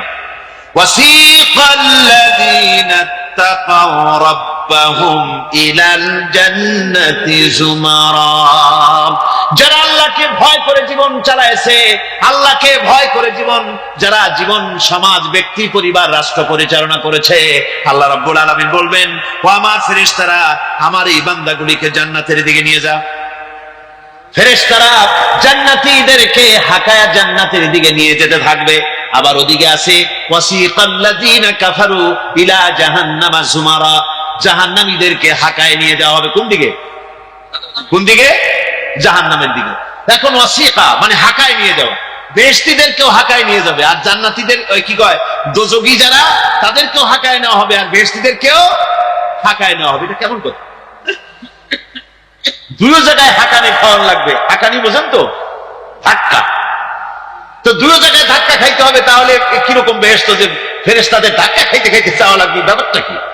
আমার ভাইরা, ব্যাপারটা হচ্ছে এই, আমি দৃষ্টান্ত দিতে গিয়া বলি, অনেকদিন বন্ধুর সঙ্গে দেখা হয় নাই, বহু বছর পর হঠাৎ করে এক বন্ধু আর এক বন্ধুর বাড়িতে এসেছে, যে বলছে, ভাই যদিও বহু বছর পর এসেছি কিন্তু আমার হাতে সময় নাই, আজ আমি বেশ সময় তোমার বাড়িতে থাকবো না। ওই বাড়িওয়ালা বন্ধু বলে, বন্ধু যতই ব্যস্ততা তুমি দেখাও না কেন, আজকে যখন তোমার একবার পাইছি আমি তোমাকে ছাড়বো না। এই হলো একটা ছাড়বো না। আর ঢাকা হাইকোর্টের সামনে থেকে মকিন গাজী পালায় গেছে, ডাকাত। পুলিশ খুঁজতে খুঁজতে হয়রান হইয়া এই ডাকাতটারে যদি পাওয়া যায়, আর ওই ডাকাত যদি বলে, স্যার আপনি আমার ধর্মের ভাই, আপনি আমার বাপ, আপনি মেহেরবানি করে আমাকে ছেড়ে দেন, পুলিশ বলবে, বেটা গোটা পুলিশ বাহিনী তোর জন্য হয়রান, তোরে যখন একবার পাইছি তোরে আর ছাড়বো না। তাহলে বন্ধুর ছাড়বো না আর পুলিশের ছাড়বো না এক জিনিস, এক জিনিস। জাহান্নামীদেরকে ধাক্কা মারতে মারতে জাহান্নামের দিকে নিয়ে যাবে, জাহান্নামের দিকে যেতে চাইবে না, তাই ধাক্কা মারা লাগবে। আর বেহেশতীদের ধাক্কা মারা লাগবে কেন? বেহেশতীরা যখন জান্নাতের দিকে যেতে থাকবে, ওদের জন্য লাল কার্পেট সম্বর্ধনা দেওয়া হবে, এই দুনিয়ার পচা লাল কার্পেট না, এত সুন্দর করে সাজানো থাকবে। এক একটা মঞ্জিলে যখন যাবে, জান্নাতীদের জন্য সাজানো মঞ্জিল দেখে তারা মনে করবে এইটাই বুঝি বেহেশত। ঘটি বাটি লোটা যা আছে তাই নিয়ে ওইখানে বসে পড়বে। ফেরেশতারা খবে যে, আল্লাহর বান্দা তুমি এখানে বসছো কেন, এটা তো বেহেশত না। কই এক থেকেও ভালো আছে নাকি? কই আছে না, ওঠো আরবিয়া উঠো। এইভাবে করে ধাক্কা মারবে, ওঠো সামনে যাও। আবার যখন সামনে যাবে, সেখানে এর থেকে আরো সুন্দর পরিবেশ দেখে ওইখানে আবার বসে পড়বে, মনে করবে এটা বুঝি বেহেশত। বলা হয়, ফেরেশতারা বলবে, আল্লাহর বান্দা এটা জান্নাত না, এর থেকেও ভালো জায়গা, সুন্দর জায়গা আছে। এইভাবে ধাক্কা মারতে মারতে তাদেরকে জান্নাতের কাছে নিয়ে যাওয়া হবে। হাত্তা ইযা জাউহা ওয়া ফুতিহাত আবওয়াবুহা ওয়া ক্বালা লাহুম খাযানাতুহা সালামুন আলাইকুম তিবতুম ফাদখুলুহা খালিদিন। এভাবে ধাক্কাতে ধাক্কাতে যখন তাদেরকে জান্নাতের দরজার কাছে নিয়ে যাওয়া হবে, আগের থেকেই তাদের জন্য দরজা খোলা থাকবে। সুবহানাল্লাহ, আগের থেকেই জান্নাত খুলে রাখা হবে। তাদেরকে বলা হবে, ওই জান্নাতের পরিচালক তিনি বলবেন, আসুন, ওয়েলকাম করবেন তাদেরকে, সালামুন আলাইকুম, আপনাদের প্রতি আল্লাহর শান্তি বর্ষিত হোক। বড় ভালোভাবে জীবনযাপন করেছিলেন দুনিয়ায়, আল্লাহর হুকুম মেনে চলেছিলেন, আল্লাহর হুকুম পালন করেছিলেন। দুনিয়ার বুকে বড় অশান্তি, মানুষের নির্যাতন, মানুষের বদনামি, জেল জরিমানা, রাত জেগে তাহাজ্জুদের নামাজ পড়া, জিহাদের ময়দানে কষ্ট করে রক্ত দেওয়া, শহীদ হওয়া, কত কষ্ট করে আল্লাহর দ্বীন জমিনে কায়েমের চেষ্টা করেছেন, নিজের জীবনকে ভালো রেখেছেন, পবিত্র রেখেছেন। আজকে আপনার জন্য এই জান্নাত, ফাদখুলুহা খালিদিন, জান্নাতে প্রবেশ করুন এবং চিরকাল এই জান্নাতের ভিতরে থাকুন। আল্লাহ রাব্বুল আলামিন ওই জান্নাতের সবকিছু দান করে দেবেন তাদেরকে, বেহেশতের মধ্যে তারা পৌঁছে যাবে। আর এই বেহেশতে পৌঁছে যাওয়ার আগে আরেকটি ঘটনা ঘটবে, সেটা হচ্ছে আল্লাহর নবী তিনি কাঁদতে থাকবেন। আল্লাহ রাব্বুল আলামিন বলবেন, নবী আপনি কাঁদেন কেন? আজকে তো আপনার কাঁদার দিন না, আজকে তো কাঁদার দিন না, কেন কাঁদেন? মাকামে মাহমুদ দিয়েছি, আপনাকে কাউসার দান করেছি, কেন কাঁদেন? নবীজি বলবেন, রব্বুল আলামিন আমি দেখতে পাচ্ছি মাঝে মাঝে ফেরেশতারা আমার উম্মতগুলিকে জাহান্নামের দিকে নিয়ে যাচ্ছে। আল্লাহ রাব্বুল আলামিন বলবেন, ও আমার নবী, ও আমার হাবিব, জান্নাতি উম্মতগুলি আপনি বাছাই করে নেন। হযরত আয়েশা রাদিয়াল্লাহু তাআলা আনহা বলেছেন, একথা শোনার পরে আমি প্রশ্ন করলাম, ইয়া রাসূলুল্লাহ, ওই পরকালে কিয়ামতের ময়দানে অসংখ্য নবীদের মাঝে, অসংখ্য নবীদের অসংখ্য উম্মতের মধ্য থেকে আপনার জান্নাতি উম্মত আপনি কি করে বেছে নেবেন? হুজুর বলেন, এই শরীফ, যদি কোন ঘোড়ার কপাল যদি থাকে সাদা, আর সাদা কপালওয়ালা ঘোড়াটা যদি অনেকগুলি ঘোড়ার মধ্যে হারিয়ে যায়, তাহলে সাদা কপালওয়ালা ঘোড়াটারে কি তার মালিক খুঁজে পাবে নাকি? হযরত আয়েশা বলেন, হুজুর অনায়াসে পাবে। হুজুর বলেন, কিয়ামতের দিন অসংখ্য মানুষের ভিতরে আমার জান্নাতি উম্মত আমি এইভাবে বেছে নেব, যারা দুনিয়ার ভেতরে নামাজ পড়েছে, ঈমান এনেছে, ঈমানদার ছিল, দ্বীনের কাজ করেছে, আল্লাহর সাথে নাফরমানি করে নাই, নামাজ পড়েছে সঠিকভাবে, আল্লাহর সঙ্গে নাফরমানি করে নাই, সঠিকভাবে দিন পালন করেছে, তাদের চেহারার ভিতরে ঈমানের নূর চমকাতে থাকবে। ওই ঈমানের নূরের চমক দেখে দেখে আমার উম্মতগুলি আমি বাছাই করব। সেদিন ওই কিয়ামতের ময়দানে যারা নামাজ পড়ে না, রোজা রাখে নাই, বরং দ্বীনের সঙ্গে বিরোধিতা করেছে, আল্লাহর সঙ্গে নাফরমানি করেছে, ইসলামকে অস্বীকার করেছে, আল্লাহর দ্বীন যারা জমিনে কায়েম করতে চায় তাদের সঙ্গে বেয়াদবি করেছে, ওরা বলবে, হে রাসূল, আমিও তো আপনার উম্মত, আমারও সুপারিশ করুন। আল্লাহ নবী বলবেন, ভেগে যাও, দূর হয়ে যাও, তুমি যদি আমার উম্মত হবে, তুমি যদি আমার উম্মত হবে, তাহলে এসব উম্মতের মতো ঈমানের নূরের চমক তোমার ভিতরে আমি দেখতে পেতাম। ওই হাসরের ময়দানে আল্লাহ নবী যদি বলেন, তুমি আমার উম্মত নও, ভেগে যাও, এর থেকে অসহায়, এর থেকে এতিম অবস্থার মানুষের জন্য কিছু হতে পারে না। আল্লাহ এই দুরবস্থা থেকে আমাদেরকে যেন হেফাজত করেন। আল্লাহ রাব্বুল আলামিন যেন আমাদেরকে নবীর সুপারিশ কিয়ামতের দিন আমাদের জন্য নসিব করে দেন, জোরে বলেন আমিন। আল্লাহ পাক জিজ্ঞেস করবেন, ও আমার বান্দারা, ও আমার জান্নাতি বান্দারা, আমি তোমাদেরকে যে সব ওয়াদা করেছিলাম সে ওয়াদা মতো সব পাইছো কিনা? আমি ওয়াদা করেছিলাম আমার জন্য রাত জেগে যদি তাহাজ্জুদের নামাজ পড়ো, নামাজ, রোজা, হজ, যাকাত যদি করো, আমার দিন কায়েমের জন্য যদি আন্দোলন করো, রক্ত যাও, আমার জন্য যদি কষ্ট করো, শহীদ হও, তাহলে আমি তোমাদেরকে জান্নাত দেব। যত ওয়াদা করছিলাম তা পেয়েছো কিনা? জান্নাতীরা বলবে, ক্বালু নাআম, সব পেয়েছি, সব নিয়ামত পেয়েছি। আল্লাহ বলেন, সব পাও নাই, ওয়ালাদাইনা মাজিদ, আমার কাছে আরো বেশি আছে, আমার কাছে আরো বেশি আছে, সব পাও নাই। জান্নাতীরা বসে থাকবেন, বুঝতে পারবেন না, এত নিয়ামত পেয়েছি, আল্লাহর কাছে আরো আছে।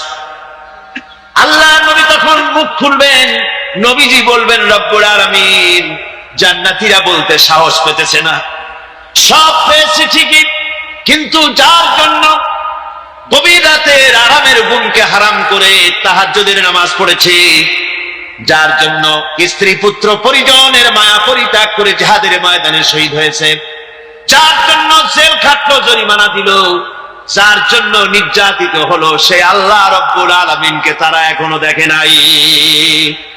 আল্লাহ রাব্বুল আলামিন বলবেন, আমি আমার বান্দার সে আরজ পুরা, সে আরজি পুরা করব। আল্লাহ রাব্বুল আলামিন তার সামনে থেকে সমস্ত নূরের পর্দাগুলি সরে যাবে, রব্বুল আলামিন তার বান্দার দিকে, বান্দার সামনে জালুয়া আফরোজ হবেন। আল্লাহ পাক কোরআনে কারীমের ভিতরে বলছেন, উজুহু ইয়াওমাইযিন নাযিরা ইলা রাব্বিহা নাযিরা। বান্দা, আল্লাহ পাক বান্দার দিকে তাকিয়ে থাকবেন, আর সমস্ত বান্দারা আল্লাহ রাব্বুল আলামিনের দিকে তাকিয়ে থাকবে। এই অবস্থায় কত কাল চলে যাবে কেউ টের পাবে না। রব্বুল আলামিন জান্নাতের ভিতরে তোমার জান্নাতীরা যেদিন তোমাকে দেখবে, ওই দিন আমাদেরকেও জান্নাতে একটু জায়গা করে দিও আল্লাহ। আমরা যেন ওই জান্নাতের ভিতরে বসার জায়গা যদি না পাই, আমরা গুনাহগার মানুষ, জান্নাতের কোন একটু জায়গায় ঠাই করে দিও যেন তোমারে দেখতে পাই। আয় আল্লাহ, তোমাকে দেখার তৌফিক আমাদের দিও, জোরে বলেন আমিন। হযরত মাহবুব রব্বানী কুতুবে সুবহানী শেখ মহিউদ্দিন আব্দুল কাদের জিলানী রাহমাতুল্লাহ আলাইহি, তিনি বলেছেন, মুনাজাত করতে গিয়ে আবেগে বলেছেন, রব্বুল আলামিন, তুমি যদি দয়া করে আমাকে জান্নাত দাও, আর তোমাকে যদি আমি না পাই, তুমি যদি আমার সঙ্গে দেখা না করো, আমারে যদি কথা না বলো, তাহলে এই জান্নাত আমার কোনো লাভ নাই। আর আমাকে যদি জাহান্নাম দিয়ে দাও, আর মাঝে মধ্যে তুমি যদি জিজ্ঞাসা করো, মহিউদ্দিন কেমন আছো, তাহলে এই জাহান্নাম আমার জন্য বেহেশত হয়ে যাবে। আজকে যেহেতু লাইলাতুল মেরাজ, সঙ্গত কারণেই মেরাজের কথা বললেই ভালো হবে, নাকি বলেন? রাসূল পাক সাল্লাল্লাহু আলাইহি ওয়াসাল্লাম সহ এই পৃথিবীতে যত নবী এসেছেন, সমস্ত নবীরা হচ্ছেন আল্লাহর মনোনীত, কেউ নির্বাচিত নন। নবীরা সব কি মনোনীত? কে মনোনীত করেছেন? আল্লাহ সুবহানাহু ওয়া তাআলা, তিনি মনোনয়ন দান করেছেন। নবীদের মধ্যে সমস্ত নবীরাই হচ্ছেন পূত পবিত্র, মাসুম, বেগুনাহ। লা নুফাররিকু বাইনা আহাদিন মির রুসুলি, আমরা নবীদের মধ্যে কোনো পার্থক্য সূচিত করি না, আমরা সমস্ত নবীদের উপরে ঈমান আনি। তবে নবীদের মধ্যে আল্লাহ রাব্বুল আলামিন কারো কারো ফজিলত কারো থেকে কিছু বেশি করেছেন, একথা আল্লাহ নিজেই বলেছেন, কারো ফজিলত কারো উপরে আমি প্রদান করেছি। তো কোরআনে কারীমে আল্লাহ পাক বলছেন যে কারো থেকে কারো একটু ফজিলত বেশি দেওয়া হয়েছে, কিন্তু সমস্ত নবীদেরকে তিনটি জিনিস দেওয়া হয়েছে সমানভাবে। কয়টি জিনিস? মনে রাখুন, তিনটি জিনিস সকলকে দেওয়া হয়েছে। একটি হচ্ছে ওহী, ওহী ছাড়া নবী হওয়া যায় না, ওহী সকল নবীতেই পেয়েছেন। 2 নম্বরে নবীদেরকে দেওয়া হয়েছে মুজিজা। 3 নম্বরে সমস্ত নবীদেরকে দেওয়া হয়েছে উন্নত মানের চরিত্র। একটা হচ্ছে ওহী, একটা মুজিজা, আর একটা উন্নত মানের চরিত্র। ওহী তো বুঝিনি, ওহী কি? ওহী হচ্ছে আল্লাহর বাণী। ওহীটা কি? আল্লাহর বাণী। সেটা নাজিলের পদ্ধতি কি? আল্লাহ রাব্বুল আলামিন কোন বান্দার সাথে সরাসরি কথাবার্তা বলেন না। যখন তিনি কোন বান্দার সঙ্গে কথা বলতে চান, তখন হয় পর্দার আড়াল থেকে বলেন, না হয় হযরতে জিবরাইলের মাধ্যমে কথা বলেন। তো এভাবে করে ওহী দিয়েছেন সমস্ত নবীদেরকে। আরেকটা দিয়েছেন মুজিজা।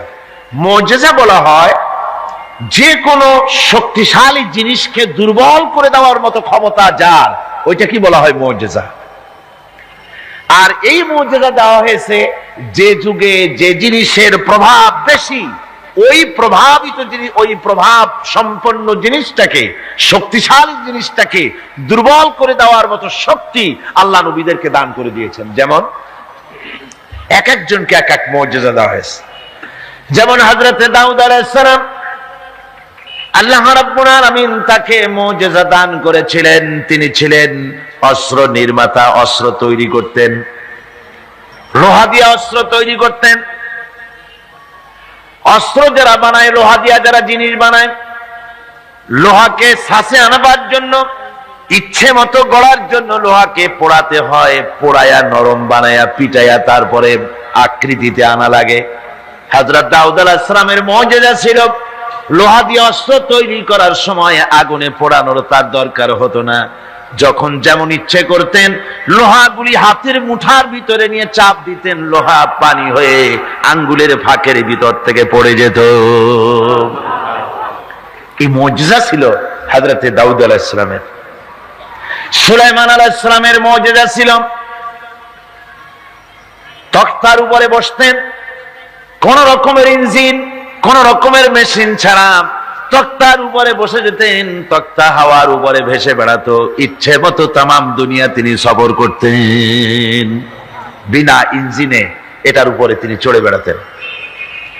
ঈসা আলাইহিস সালামের জামানায় চিকিৎসার প্রভাব বেড়েছিল দারুণ ভাবে। সে সময় আল্লাহ রাব্বুল আলামিন তাকে মুজিজা দিলেন। অন্ধ লোকের চোখের উপরে হাত বুলোতেন, অন্ধ সাথে সাথে চক্ষুমান, দৃষ্টিশক্তি সম্পন্ন হয়ে যেতেন, চক্ষুষ্মান হতেন। কুষ্ঠব্যাধিগ্রস্ত লোকের গায়ে হাত বুলিয়ে দিতেন, সঙ্গে সঙ্গে তার রোগ ভালো হয়ে যেত। এ ছিল তার মুজিজা। হযরতে মূসা আলাইহিস সালামের জামানায় মুজিজা ছিল, সেই জামানায় প্রভাব ছিল জাদুর প্রভাব। এই সময় আল্লাহ রাব্বুল আলামিন তাকে মুজিজা দিলেন, জাদুকে দুর্বল করে দেওয়ার মতো ক্ষমতা তার হাতে দিয়ে দিলেন। কোরআনে কারীমে রব্বুল আলামিন বলছেন, ওয়ামা তিলকা বিয়ামিনিকা ইয়া মূসা। হে মূসা, তোমার ডান হাতে ওটা কি? মূসা আলাইহিস সালাম বললেন, হিয়া আসায়া, এটা একটা লাঠি, এর উপরে আমি ভর করে দাঁড়াই, এ দিয়ে আমি গাছের পাতা পাড়ি, ছাগল ভেড়ারে খাওয়াই, এ দিয়ে আমি ছাগল ভেড়াগুলি বন্য প্রাণী থেকে রক্ষা করি। এর উপরে মাঝে মধ্যে আমি অনেক সময় দাঁড়ায় থেকে ক্লান্ত হলে এই লাঠির উপরে ভর করে দাঁড়াই। তা ছাড়াও আরো অনেক কাজ আমি এই লাঠি দিয়ে করি। প্রশ্ন হচ্ছে, আল্লাহ জিজ্ঞেস করলেন তোমার ডাইন হাতে ওটা কি? জবাব দিলেই সারে এটা একটা লাঠি, এ দিয়ে গাছের পাতা পারি, ভেড়া ছাগল ঠেকাই, তারপরে আমি এর উপরে ভর করে দাঁড়াই। এত কথার দরকার কি? দরকার এই জন্যে আসে যখন কথা বলার সুযোগ পায় মাশূকের সাথে, মন চায় সময়টা অল্পের মধ্যে যেন শেষ না হয়ে যায়।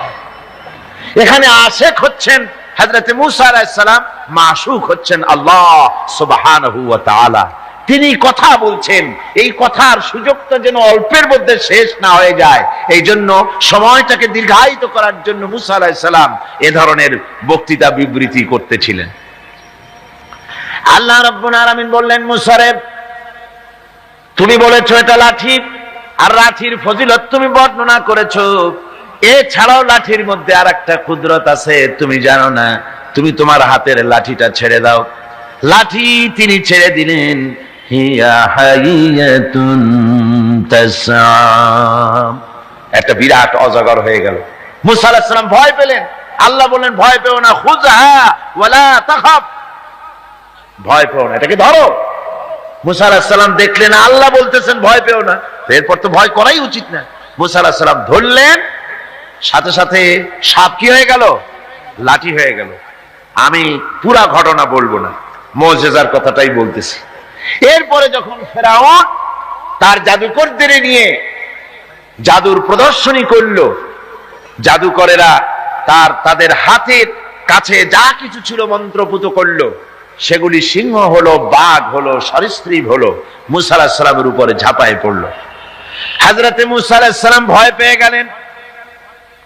আল্লাহ রাব্বুল আলামিন বললেন, মূসা রে, ভয় পাওয়ার কোনো কারণ নাই, তোমাকে বাতিলের বিরুদ্ধে ময়দানে নামাইয়া তোমাকে একা আমি ছেড়ে দেই নাই, আমি আল্লাহ রাব্বুল আলামিন তোমার সাথে আছি, তুমি তোমার হাতের লাঠি ছেড়ে দাও। মূসা আলাইহিস সালাম লাঠি ছাড়লেন, তো সাপ হয়ে গেল। সাপ হয়ে যখন হা করেছে, ফেরাউনের জাদুকরদের তৈরি করা বাঘ, সিংহ, সাপ সব গিয়ে মূসা আলাইহিস সালামের এই লাঠি মার্কা সাপের পেটের মধ্যে গিয়ে ঢুকলো। জাদুকরেরা মনে করলো আমরা যেটা দেখাইছি সেটা নিশ্চয়ই জাদু। মূসা আলাইহিস সালাম যেটা দেখাইছেন এটা জাদু হতেই পারে না, কারণ হচ্ছে জাদু খেয়ে ফেলে দেয়, ওটা জাদু হয় কি করে? এটা জাদু না, এটা জাদুর চাইতে বড় কোন জিনিস, জাদুর বাবা অথবা দাদা, এই জাতীয় কিছু একটা হবে। বন্ধুগণ, এর নাম মুজিজা। এর নাম কি? মুজিজা। রাসূল পাক সাল্লাল্লাহু আলাইহি ওয়াসাল্লাম যখন পৃথিবীতে আসেন, তখন ছিল সাহিত্যের প্রভাব। সাহিত্য এত প্রভাবিত, তখন প্রভাব বিস্তার করেছে যে তারা কবিতা রচনা করে করে, সাহিত্য রচনা করে করে কাবা শরীফের সাথে লটকায় দিত, চ্যালেঞ্জ করত, পারলে এইটার সাথে মোকাবেলা করো। সেই যুগে আল্লাহ পাক নাজিল করলেন কোরআন। রাসূল পাক সাল্লাল্লাহু আলাইহি ওয়াসাল্লামের জীবনে 3000 মুজিজা রয়েছে। এই 3000 মুজিজার ভিতরে রাসূলুল্লাহ সবচেয়ে বড় মুজিজা হচ্ছে কোরআন। কোরআনে কারীম, কোরআনের মুজিজা আল্লাহ দিয়ে দিলেন। এমন সাহিত্য আল্লাহ পাক নাজিল করলেন, সাহিত্য, কবিত্ব সবকিছু এর সামনে মাথা নত করে দিল। শুধু সেকালে নয়, সেই কালে, আজকের কালে, ভবিষ্যৎ কালে, কিয়ামত পর্যন্ত কোরআনের সাহিত্যিক মানকে উতরে যাবে, এমন সাহিত্যিকের জন্ম হয় নাই, হবেও না। সুবহানাল্লাহ। আমি বলতেছিলাম, নবীদেরকে 3টা জিনিস দেওয়া হয়েছে সমানভাবে। ওহী দেওয়া হয়েছে, মুজিজা দেওয়া হয়েছে, উন্নত মানের চরিত্র দেওয়া হয়েছে। হযরতে দাউদ আলাইহিস সালামকে যে মুজিজা দেওয়া হলো, দাউদ আলাইহিস সালাম ইন্তেকাল করলেন, মুজিজা তার কবরে চলে গেল। আজ আর পৃথিবীতে কোন মানুষ লোহা ধরে চাপ দিলে পানি হয়ে পড়ে যাবে না। সুলাইমান আলাইহিস সালাম ইন্তেকাল করলেন, মুজিজা কবরে নিয়ে চলে গেলেন। আজ আর পৃথিবীর কোন মানুষ বিনা ইঞ্জিনে তক্তায় বসলে প্লেনের মতো করে আর উড়বে না। হযরতে মূসা আলাইহিস সালাম ইন্তেকাল করেছেন, মুজিজা তার কবরে চলে গেছে। আজ আর যত ফুফা দেওয়া হোক না কেন, কোন ফুতে লাঠি আর সাপ হবে না। কি বলেন? লাঠি আর সাপ হবে কারো? হবে না। হযরত ঈসা আলাইহিস সালাম দুনিয়া থেকে বিদায় হয়ে গেলেন, মুজিজা তার সাথে চলে গেল। হযরত ঈসা আলাইহিস সালামকে আল্লাহ রাব্বুল আলামিন উঠায় নিলেন। তিনি ইন্তেকাল করেন নাই, তাকে আল্লাহ উঠায় নিয়েছেন। হযরত ঈসার সাথে মুজিজাও চলে গেল। আজ আর কেউ জন্মদের চোখের উপরে হাত বুলালে চোখ ভালো হয় না, তার মানে নবীরাও শেষ, মুজিজাও শেষ। একজন মাত্র নবী জনাবে মুহাম্মদ রাসূলুল্লাহ সাল্লাল্লাহু আলাইহি ওয়াসাল্লাম ইন্তেকাল করেছেন, কিন্তু তার মুজিজা কবরে নিয়ে যান নাই। তার মুজিজা কোরআন আজও আছে, আর কিয়ামত পর্যন্ত রাসূলুল্লাহর মুজিজা থাকবে। রাসূল পাক সাল্লাল্লাহু আলাইহি ওয়াসাল্লামের এই মুজিজা চিরন্তন, শাশ্বত, কিয়ামত পর্যন্ত তা টিকে থাকবে। সুবহানাল্লাহ পড়ে। আমার ভাইরা, সে কোরআন আপনারা শুনতে এসেছেন, লাইলাতুল মেরাজে অবতীর্ণ করেছেন, আর হেফাজতের দায়িত্ব নিয়েছেন। কোরআনে কারীম কখনো বিনষ্ট হবে না, কখনো রদবদল হবে না। কোরআন হেফাজতের দায়িত্ব কার?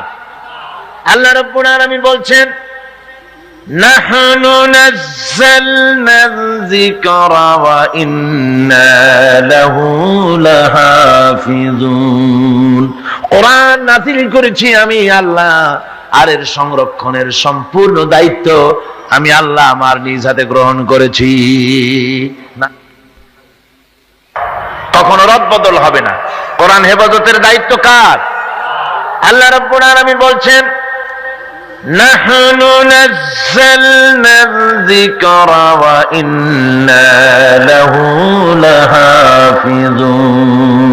কোরআন নাযিল করেছি আমি আল্লাহ, আর এর সংরক্ষণের সম্পূর্ণ দায়িত্ব আমি আল্লাহ আমার নিজ হাতে গ্রহণ করেছি। নাযিল করেছি আমি, হেফাজতের দায়িত্ব আমার। সুবহানাল্লাহি ওয়া বিহামদিহি। হেফাজতের দায়িত্ব আল্লাহ নিয়ে নিলেন। কি সুন্দর ভাবে হেফাজতের দায়িত্ব নিলেন। পৃথিবীতে কোনো কিতাবের হাফেজ নাই, কোনো বই হাফেজ নাই। কোন এত বড় একটা কিতাব, এটা কি সহজ ব্যাপার? এত বড় একটি কিতাব, তা মানুষ মুখস্থ করেছে। আপনি আমাকে বলেন, যদি জানা থাকে, কোরআনের মতো এত বাক্য সম্বলিত কোন বই পৃথিবীর মানুষ, কোন ধর্মের মানুষ মুখস্থ করতে পেরেছে? যারা বলেন পেরেছে? পারে, কিন্তু কোরআন পেরেছে। আল্লাহ বলছেন, আমি সহজ করে দিছি মুখস্থ করার জন্য, তাই পেরেছো। কি সুন্দর হেফাজতের দায়িত্ব আল্লাহ নিলেন। এই গত অগস্ট, সেপ্টেম্বর, অক্টোবরে আমার লন্ডনে, ইংল্যান্ডের সফর ছিল।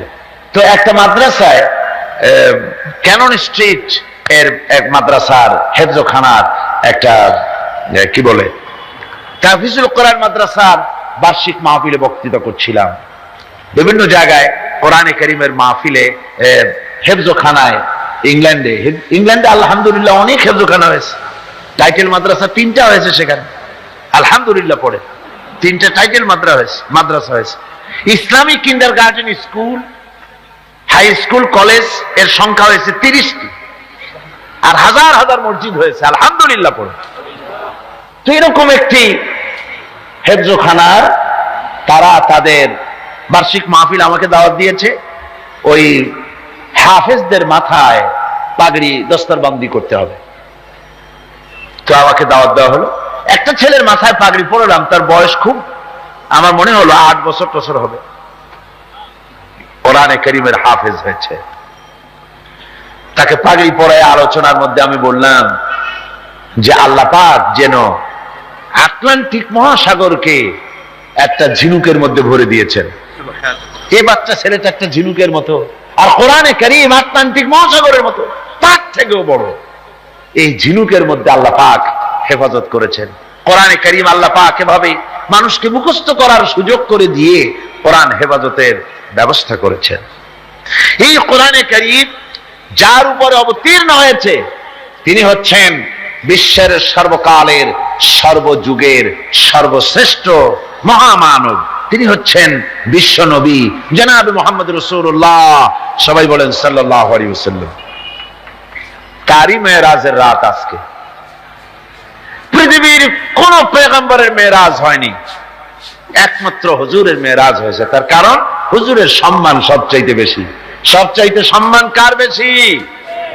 একটু জিকির করেন জোরে সোরে, লা ইলাহা ইল্লাল্লাহ। জাযাকাল্লাহ।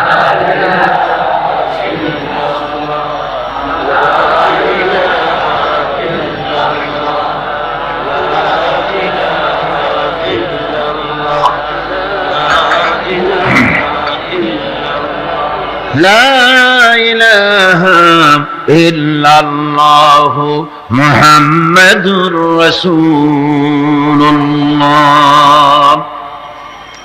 রাসূলের মেরাজ পৃথিবীর কোন পয়গম্বরের কিসমতে যা হয়নি তাই হয়েছে রাসূলের কিসমতে।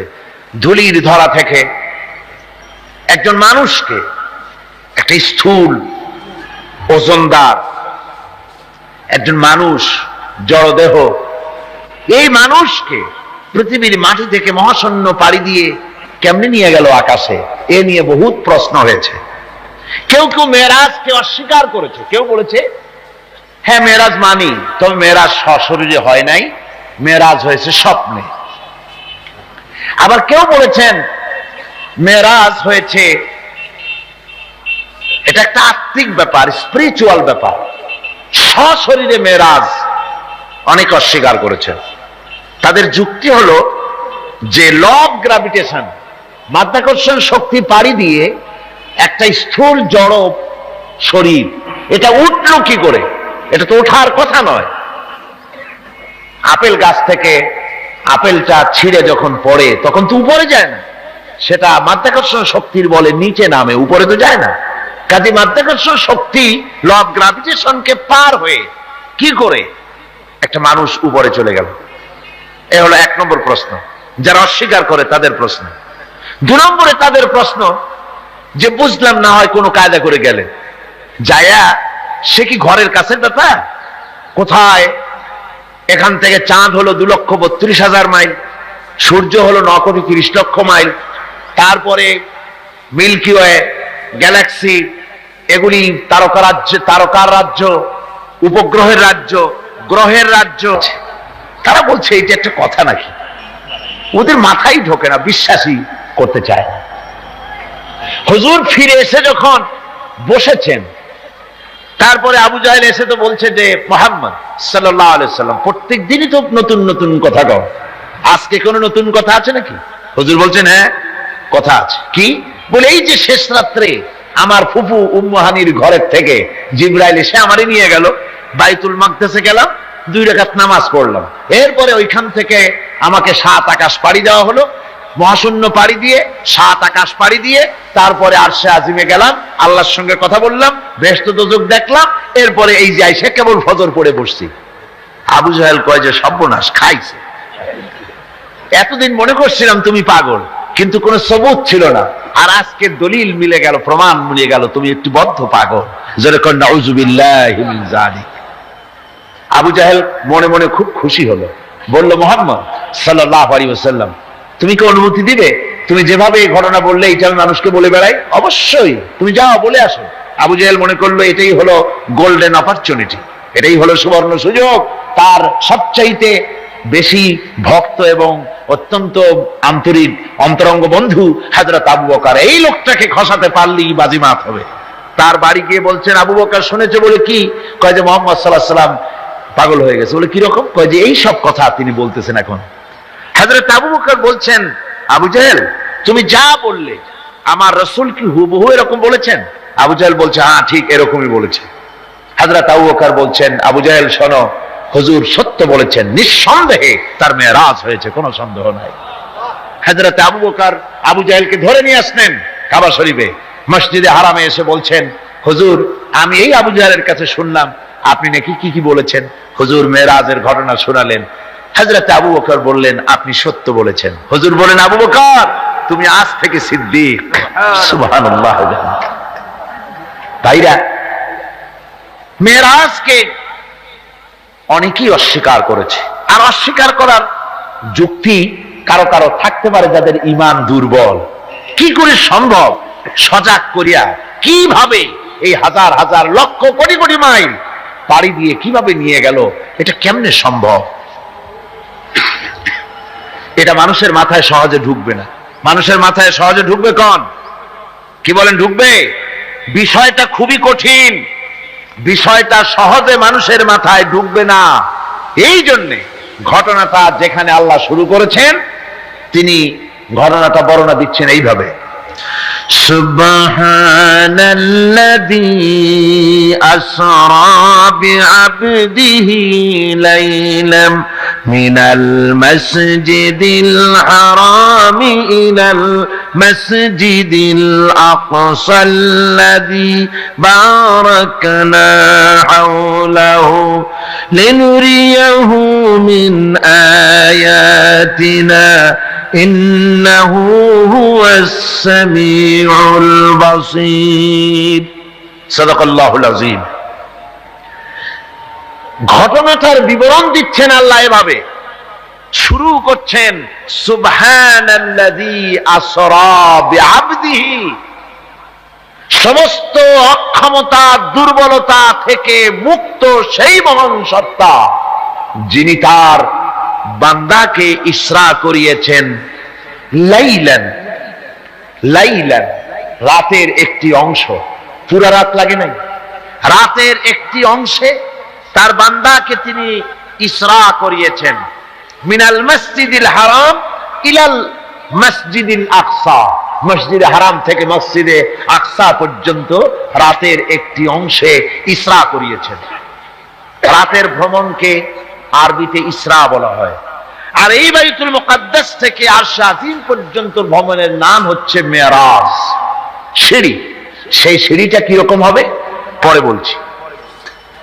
এখানে বলা হচ্ছে তোমরা তো জিনিসটাকে কঠিন মনে করো, যেটা কি করে সম্ভব, এটাকে কঠিন মনে করো, অসম্ভব মনে করো, কিন্তু কাজটা ঘটাচ্ছেন এমন এক সত্তা সুবহান, যিনি সমস্ত দুর্বলতা অক্ষমতা থেকে মুক্ত, মহান শক্তিশালী আল্লাহ ঘটনাটা ঘটাচ্ছেন। কাজী তোমাদের এই চিন্তা কেন, যেটা কি করে হলো, কাজটা কে ঘটাচ্ছেন? আল্লাহ সুবহানাহু ওয়া তাআলা তিনি ঘটাচ্ছেন। তার জন্য এগুলি কি কোনো অসম্ভব ব্যাপার বলুন? এটা কি কোনো অসম্ভব ব্যাপার? নিশ্চয়ই কোনো অসম্ভব ব্যাপার না। বিজ্ঞানের দৃষ্টি দিয়ে, বৈজ্ঞানিক দৃষ্টিভঙ্গিতে এবং দর্শন দিয়ে আমি আপনাদেরকে বিষয়টা অনেকক্ষণ দৃষ্টান্ত দিতে পারবো। সে ধরনের মাল মশলা আমার কাছে মজুদ আছে, যে রাসূল পাক সাল্লাল্লাহু আলাইহি ওয়াসাল্লামকে মেরাজ হয়েছিল বিজ্ঞান এবং দর্শন দিয়ে বোঝানো যেতে পারে। কিন্তু এই যুক্তি, এই তত্ত্ব, এই তথ্যের কোন যুক্তি নাই, যেহেতু আল্লাহ নিজে বলেছেন সুবহানাল্লাযী আসরা বিআবদিহি লাইলাম মিনাল মাসজিদিল হারাম। এই ঘটনা ঘটাচ্ছেন তিনি, যার ক্ষমতার ভিতরে কোনো দুর্বলতা নাই, যার ক্ষমতা মুহাইয়া করতে পারে এমন ক্ষমতা কারো নাই, যিনি প্রচন্ড ক্ষমতার মালিক, অক্ষমতা তাকে স্পর্শ করে না, সেই মহান আল্লাহ এটা ঘটাচ্ছেন। সুতরাং যুক্তি প্রমাণের কোনো প্রয়োজন নাই, আল্লাহ নিজে বলছেন ঘটনাটা আমি ঘটাইছি, সুবহানাল্লাহ বিহামদিহি। তারপরে বলা হচ্ছে যে তিনি ফিরে এলেন, ওই যে বোরাক, হাদিস শরীফে এসেছে বোরাকে করে তাকে নেওয়া হয়েছে। তো বোরাকে করে নেওয়া হয়েছে, বোরাকটা কেমন, সেই বোরাক আমরা আবার বানাইছি, আমাদের তো বুদ্ধি কম না, আমাদের দেশের লোকের আবার বোরাক বানায় ছাড়ছে, ঘোড়ার মতো বডি, মানুষ মেয়ে লোকের মতো একটা মাথা, খুব সুন্দর চুপ, তারপরে চুল টুল ঝুলানো, এরকমের দুইটা ডানা আছে ঘোড়ার পিঠের উপরে, নিচে লেখা আছে হাযা বুরাকুন নবী সাল্লাল্লাহু আলাইহি ওয়াসাল্লাম। আর এইটাকে বরকতের জন্য মুসলমানেরা ঘরের মধ্যে টানায় রাখে, দেখছেন আপনারা এরকম। এরপরে আবার আরো একটা জিনিস বরকতের জন্য ইদানিং বেরিয়েছে, 15 টাকা 20 টাকা বিক্রি হয়, সুন্দর সুন্দর অফসেট পেপারে হুজুর সাল্লাল্লাহু আলাইহি ওয়াসাল্লামের পাগড়ি, হুজুর সাল্লাল্লাহু আলাইহি ওয়াসাল্লামের পায়ের জুতা, তারপরে হুজুর সাল্লাল্লাহু আলাইহি ওয়াসাল্লামের হাতে লেখা চিঠি, কই কই থেকে এগুলি সংগ্রহ করে এগুলি বিক্রি করার ব্যবস্থা করছে, লোকেরা বরকতের জন্য এগুলি রাখতেছে। হুজুর সাল্লাল্লাহু আলাইহি ওয়াসাল্লামের পাগড়ির কোন ছবি পৃথিবীর কোন মানুষের কাছে থাকার কোনো প্রমাণ নাই। সুতরাং এগুলি বাজে, এগুলি কিনে রেখে বরকতের জন্য এগুলি রাসূলকে তাওহীন করা হয়, এর দ্বারা ইজ্জত করা হয় না। রাসূলের পাগড়ি 20 টাকা দিয়ে কিনবেন আপনি? আজীব তামাশা। বোরাক বানানো হয়েছে। বোরাক হচ্ছে কি? বোরাক হচ্ছে, অর্থাৎ যে জানে করে তাকে নেওয়া হয়েছিল সেটা ছিল বোরাক বারকুন থেকে, বৈদ্যুতিক শক্তি সম্পন্ন, এমন বৈদ্যুতিক শক্তি, বিদ্যুৎ তো আলো, বিদ্যুৎ কি তা আলো, আর আলোর শক্তি কত, আলোর গতি হচ্ছে প্রতি সেকেন্ডে 1,86,000 মাইল, এটা হলো আলোর গতি। আল্লাহ পাক রাসূলকে যে জানে করে নিয়েছিলেন সেটা ছিল এই ধরনের একটি প্রচন্ড গতি সম্পন্ন একটি যান। এই জানে করে আল্লাহ তাকে নিয়ে গেলেন, তারপরে তাকে ফেরত দিলেন। এসে তিনি দেখলেন যে উযু করে গেছিলেন সেই উযুর পানি তখনও গড়াচ্ছে। এটা কি করে সম্ভব? এটা সম্ভব এইভাবে সম্ভব। আমি একটা দৃষ্টান্ত শুধু দিতে বাধ্য হচ্ছি, দৃষ্টান্ত দেওয়ার কোনো প্রয়োজন পড়ে না, যেহেতু কাজটা আল্লাহ করেছেন। কাজটা কে করেছেন? বোঝার জন্য ছোট্ট একটা দৃষ্টান্ত দেই, তাহলে বুঝতে একটু সুবিধা হবে। যেমন আমাদের দেশে বিভিন্ন সময় বিভিন্ন দেশ থেকে রাষ্ট্রপ্রধানরা আসে।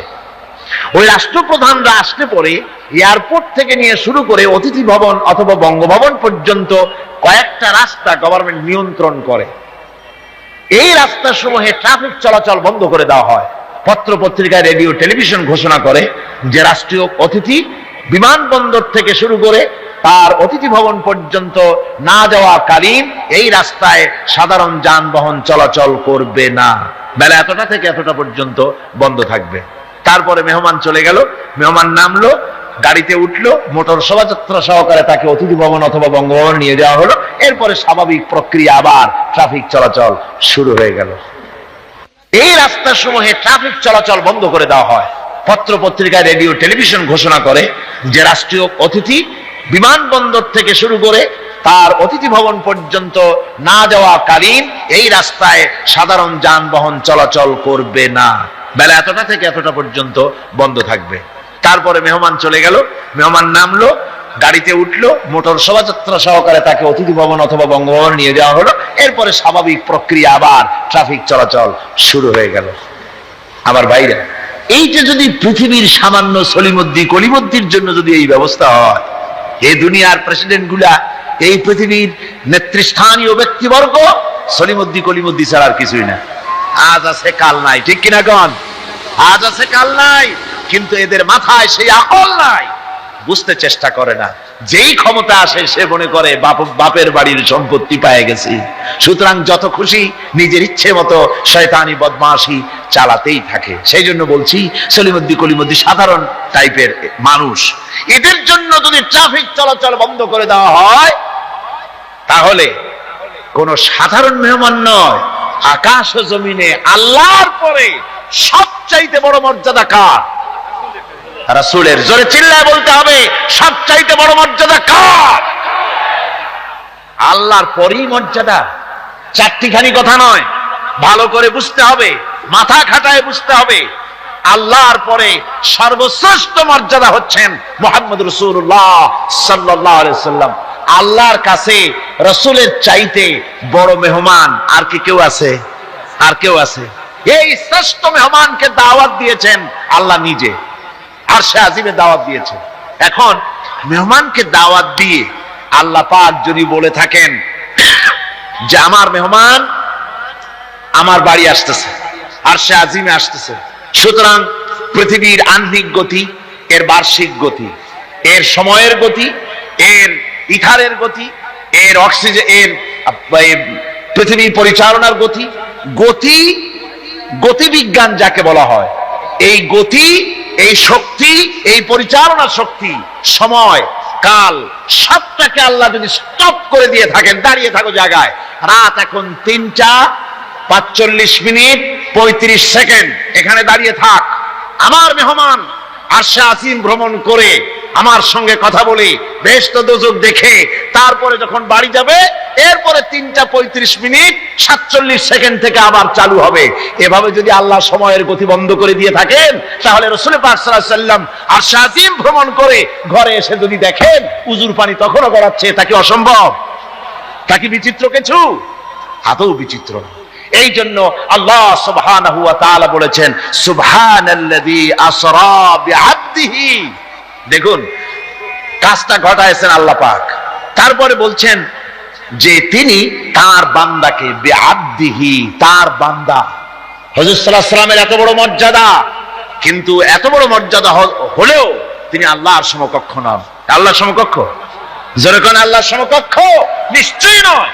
তিরমিজি শরীফের হাদিসের ভিতরে এসেছে, তিরমিজি শরীফের হাদিস, এক লোক হুজুরকে বলছেন, হে রাসূল, কথা প্রসঙ্গ বলছে, আপনি যা, আল্লাহ যা ইচ্ছা করেন আর আপনি যা ইচ্ছা করেন, কথাটা ঠিক এইভাবে আসছে হাদিসে। হে রাসূল, আল্লাহ যা ইচ্ছা করেন আর আপনি যা ইচ্ছা করেন। হযরত সাল্লাল্লাহু আলাইহি ওয়াসাল্লাম সঙ্গে সঙ্গে লোকটিকে সতর্ক করে দিলেন, বললেন, তুমি তো আমাকে আল্লাহর সমকক্ষ করে দিলে, তুমি তোমার কথা পাল্টাও, বলো শুধুমাত্র আল্লাহ যা করেন তাই, আমার ইচ্ছায় নয়, যা হয় সবকিছু আল্লাহ সুবহানাহু ওয়া তাআলা তার ইচ্ছায়। সুতরাং আল্লাহর সমকক্ষ রাসূল নন, ঘটনা ঘটাইছেন আল্লাহ, আর ঘটনাটা যাকে দিয়ে ঘটাইছেন তিনি হচ্ছেন আল্লাহর কি বান্দা, তিনি আল্লাহর কি বান্দা। এই বান্দা শব্দ, এই আব কোরআনে কারিমে বহু জায়গায় হুজুরকে আল্লাহ পাক আব বলেছেন, নবীও বলেন নাই, রাসূলও বলেন নাই, নামও নেন নাই, শুধু বলেছেন আব। এর দ্বারাই বোঝা যায় হুজুরকে আল্লাহ পাক বলেছেন। অর্থাৎ আব্দিয়তের চাইতে বড় ডিগ্রি আল্লাহর কাছে আর কিছুই নাই। নবী রাসূল গৌণ, মুখ্য হচ্ছে আব। মুখ্য কি জোরে কোন? আব, আল্লাহর বান্দা হয়ে যাওয়া। যেমন আপনারা দেখতে পান কোরআনে কারীমের প্রথমেই এই আয়াত আছে, ইন কুনতুম ফি রাইবিম মিম্মা নাযালনা আলা আবদিনা, আমি আমার বান্দার প্রতি যে কিতাব নাজিল করেছি, এই যে আবদিনা আমার বান্দা, কে আব? মুহাম্মদ রাসূলুল্লাহ সাল্লাল্লাহু আলাইহি ওয়াসাল্লাম। অন্য আয়াতের মধ্যে রব্বুল আলামিন বলেন, তাবারাকাল্লাযী নাযালাল ফুরকানা আলা আবদিহি লিয়াকুনা লিল আলামিনা নাযীরা। অতীব বরকতশালী সে আল্লাহ রাব্বুল আলামিন, যিনি তার বান্দার উপরে ফুরকান অবতীর্ণ করেছেন। কে সেই বান্দা? মুহাম্মদ সাল্লাল্লাহু আলাইহি ওয়াসাল্লাম। সুতরাং আব্দিহি, তার বান্দাকে ইসরা করিয়েছেন মসজিদে হারাম থেকে মসজিদে আকসা পর্যন্ত, তারপরে সেখান থেকে নিয়ে গেলেন আরশে আজিমে, নিয়ে তাকে কি করলেন, দিলেনটা কি? এখানে কথা হচ্ছে, আমাদের দেশের লোকেরা বিভিন্ন সময় এইসব কথা আলোচনা করে বা ওয়াজের মধ্যে বলেন কেউ কেউ, যেটা হচ্ছে শুধুমাত্র নামাজ। আল্লাহ পাক তাকে মেরাজে নিয়ে নামাজ দিয়েছিলেন।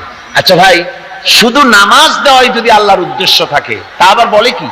কয় যে নামাজ তো দিছেন আল্লাহ 50 ওয়াক্ত, মুসা আলাইহিস সালামের সঙ্গে যদি দেখা না হইতো তাহলে আমাদের কাজ সর্বনাশ হয়ে যেত। মুসা আলাইহিস সালামের সঙ্গে দেখা হওয়ার কারণে কিছুটা কনসেশন আমরা পাইছি, অন্তত 45 ওয়াক্ত তো কমছে। তাহলে বোঝা গেল মেরাজ হয়েছিল শুধু নামাজের জন্য। কথাটি সঠিক নয়। নামাজের জন্য মেরাজ হওয়ার দরকারটা কি? যুক্তিতে আসে না। হজের জন্য তো মেরাজ দরকার হয় নাই, যাকাতের জন্য তো মেরাজ দরকার হয় নাই, জিহাদের জন্য তো মেরাজ দরকার হলো না, ইমানের জন্য তো মেরাজ দরকার হলো না। মেরাজ শুধু নামাজের জন্য দরকার হলো কেন? বিষয়টা শুধু নামাজ নয়, নামাজ এই পরিভ্রমণের, এই ভ্রমণকালীন সময়ের আল্লাহ পাকের একটি নির্দেশ। মূল ঘটনা ভিন্ন। মূল ব্যাপারটি হলো রাসূল পাক সাল্লাল্লাহু আলাইহি ওয়াসাল্লামের মেরাজ যখন হয় তখন মক্কি জিন্দেগীর 12 বর্ষ পূর্ণ হয়েছে। মক্কি জিন্দেগীর নবুয়তের জীবনের 1 যুগ পূর্ণ হয়ে গেছে। তাওহীদের দাওয়াত, তাবলীগে দ্বীনের কাজ একটি চূড়ান্ত পর্যায়ে এসে গিয়েছে। এখন এই তাওহীদ, রিসালাত ও আখিরাতের উপরে ভিত্তি করে একটি নতুন সমাজ গঠনের পালা এসেছে। সেই নতুন সমাজ গঠনের জন্য আল্লাহ রাব্বুল আলামিন তাকে আপন দরবারে ডেকে নিলেন, আর নতুন নতুন কিছু তথ্য, একটি নতুন স্টেট পরিচালনার জন্য যা কিছু প্রয়োজন, কিছু মূল নীতি আল্লাহ রাব্বুল আলামিন তাকে দান করালেন, আর জান্নাত এবং জাহান্নাম রাসূলের চোখে দেখিয়ে দিলেন পরিষ্কার করে, যাতে করে তিনি মানুষকে ভালো করে দেখে তিনি মানুষকে বুঝাতে পারেন। এজন্য এই দৃশ্যগুলিও রাসূলের সামনে আল্লাহ পাক তুলে ধরলেন। রাসূল পাক সাল্লাল্লাহু আলাইহি ওয়াসাল্লাম ফিরে আসার পর তাকে এই নতুন রাষ্ট্র পরিচালনার জন্য যে মূল নীতিগুলি আল্লাহ পাক তাকে দিয়েছেন, যাকে মেরাজের পেগাম বলা হয়। মেরাজের কি বলা হয়? পেগাম। সূরা বনী ইসরাইলের মধ্যে আল্লাহ পাক এই পেগামগুলি আল্লাহ পাক তাকে দান করেছেন। সেই মূলনীতিগুলি কি? সেই মূলনীতি আমি আপনাদের সামনে এখন আলোচনা করতে যাচ্ছি। আমরা মেরাজ কেমনে হলো, কিভাবে হলো, এই ঘুরপাকের মধ্যে গোলক ধাঁধায় নিজেদেরকে আটকে রাখতে চাই না। আমরা পরিষ্কার করে বিশ্বাস করি রাসূল পাকের মেরাজ হয়েছে একেবারে সশরীরে। কিভাবে হয়েছে? সশরীরে। তারপর আবার কেউ কেউ এ তর্ক তুলেছেন কেউ বলেছেন হুজুর সাল্লাল্লাহু আলাইহি ওয়াসাল্লাম আল্লাহকে দেখেছেন, আবার কেউ বলেছেন দেখেন নাই। এই সব তর্কের মধ্যেও আমরা জড়াতে চাই না। আমরা পরিষ্কার জানি আল্লাহ পাক বলেছেন লা তুদরিকুহুল আবসার, কোন দৃষ্টি শক্তি আমি আল্লাহকে মুহাইয়া করতে পারবে না, ইহাতা করতে পারবে না। আল্লাহ রাব্বুল আলামিনকে কোন দৃষ্টি শক্তি তার চক্ষু দিয়ে দেখতে পারবে না। সুবহানাল্লাহ। হযরত মুসা আলাইহিস সালাম বলেছিলেন রব্বি আরিনি, আয় আল্লাহ আমি তোমারে দেখতে চাই। আল্লাহ পাক পরিষ্কার বলেছেন লান তারানি, লান, কখনোই দেখতে পারবে না। মুসা আলাইহিস সালাম খুব আদরের নবী ছিলেন, আবদার তুলতে লাগলেন। আল্লাহ তাকে একটা ইন্টারভিউ নিলেন, দেখতে পারবা কিনা একটা টেস্ট হয়ে যায়। আল্লাহ পাক তার নূরের তেজাল্লি নিক্ষেপ করলেন পাহাড়ের উপরে। হযরত মুসা আলাইহিস সালাম 1 সেকেন্ড মাত্র দেখলেন, সহ্য করতে পারলেন না, আল্লাহু আকবার বলে চিৎকার মেরে বেহুশ হয়ে জমিনের উপরে পড়ে গেলেন। সুতরাং আমরা ওই তর্কে যেতে চাই না যে আল্লাহ পাককে হুজুর সাল্লাল্লাহু আলাইহি ওয়াসাল্লাম দেখেছেন কি দেখেন নাই, ওইটা আমাদের মূল বিষয় নয়। আমাদের বিষয় হচ্ছে মেরাজ থেকে রাসূলুল্লাহ পেলেন কি, উম্মতের জন্য আনলেন কি, এটাই হলো আমাদের সবচেয়ে বড় প্রয়োজনীয় বিষয়। আল্লাহ পাক রাসূলকে যে জিনিসগুলি দিলেন, একটা নতুন স্টেট করতে যাচ্ছেন, ওই সময় যখন মানুষ অধিকার বঞ্চিত, যখন নারীর অধিকার নাই, যখন শ্রমিক তার শ্রমের মূল্য পায় না, কৃষক তাদের উৎপাদিত পণ্যের সঠিক দাম পায় না, নারী আর পুরুষ, নারীগুলি হয়েছে ভোগের সামগ্রী, সন্তান উৎপাদনের বিশেষ ক্ষেত্র। তারপরে মানুষে মানুষে হানাহানি, মারামারি, কাটাকাটি, অশ্লীলতা, পাপাচার, জেনা আর ব্যভিচার, সুদ, ঘুষ, এতিমকে ঠকানো, গান বাজনা ইত্যাদি দিয়ে গোটা দেশটা যখন রসাতলে, গোটা পৃথিবী যখন ত্রাহি ত্রাহি করছে মজলুম জনতা, সেই সময় ইসলামের এই নতুন স্টেটের ভিত্তি দিতে যাচ্ছেন মুহাম্মদ রাসূলুল্লাহ সাল্লাল্লাহু আলাইহি ওয়াসাল্লাম। তখন আল্লাহ পাক এই স্টেট রচনার পেছনে কতগুলি মূলনীতি আল্লাহ পাক দান করলেন। সেই মূলনীতিগুলি এখন আমি আপনাদের সামনে বলছি। আল্লাহ রাব্বুল আলামিন বলেন وَقَضَى رَبُّكَ أَلَّا تَعْبُدُوا إِلَّا إِيَّاهُ وَبِالْوَالِدَيْنِ إِحْسَانًا।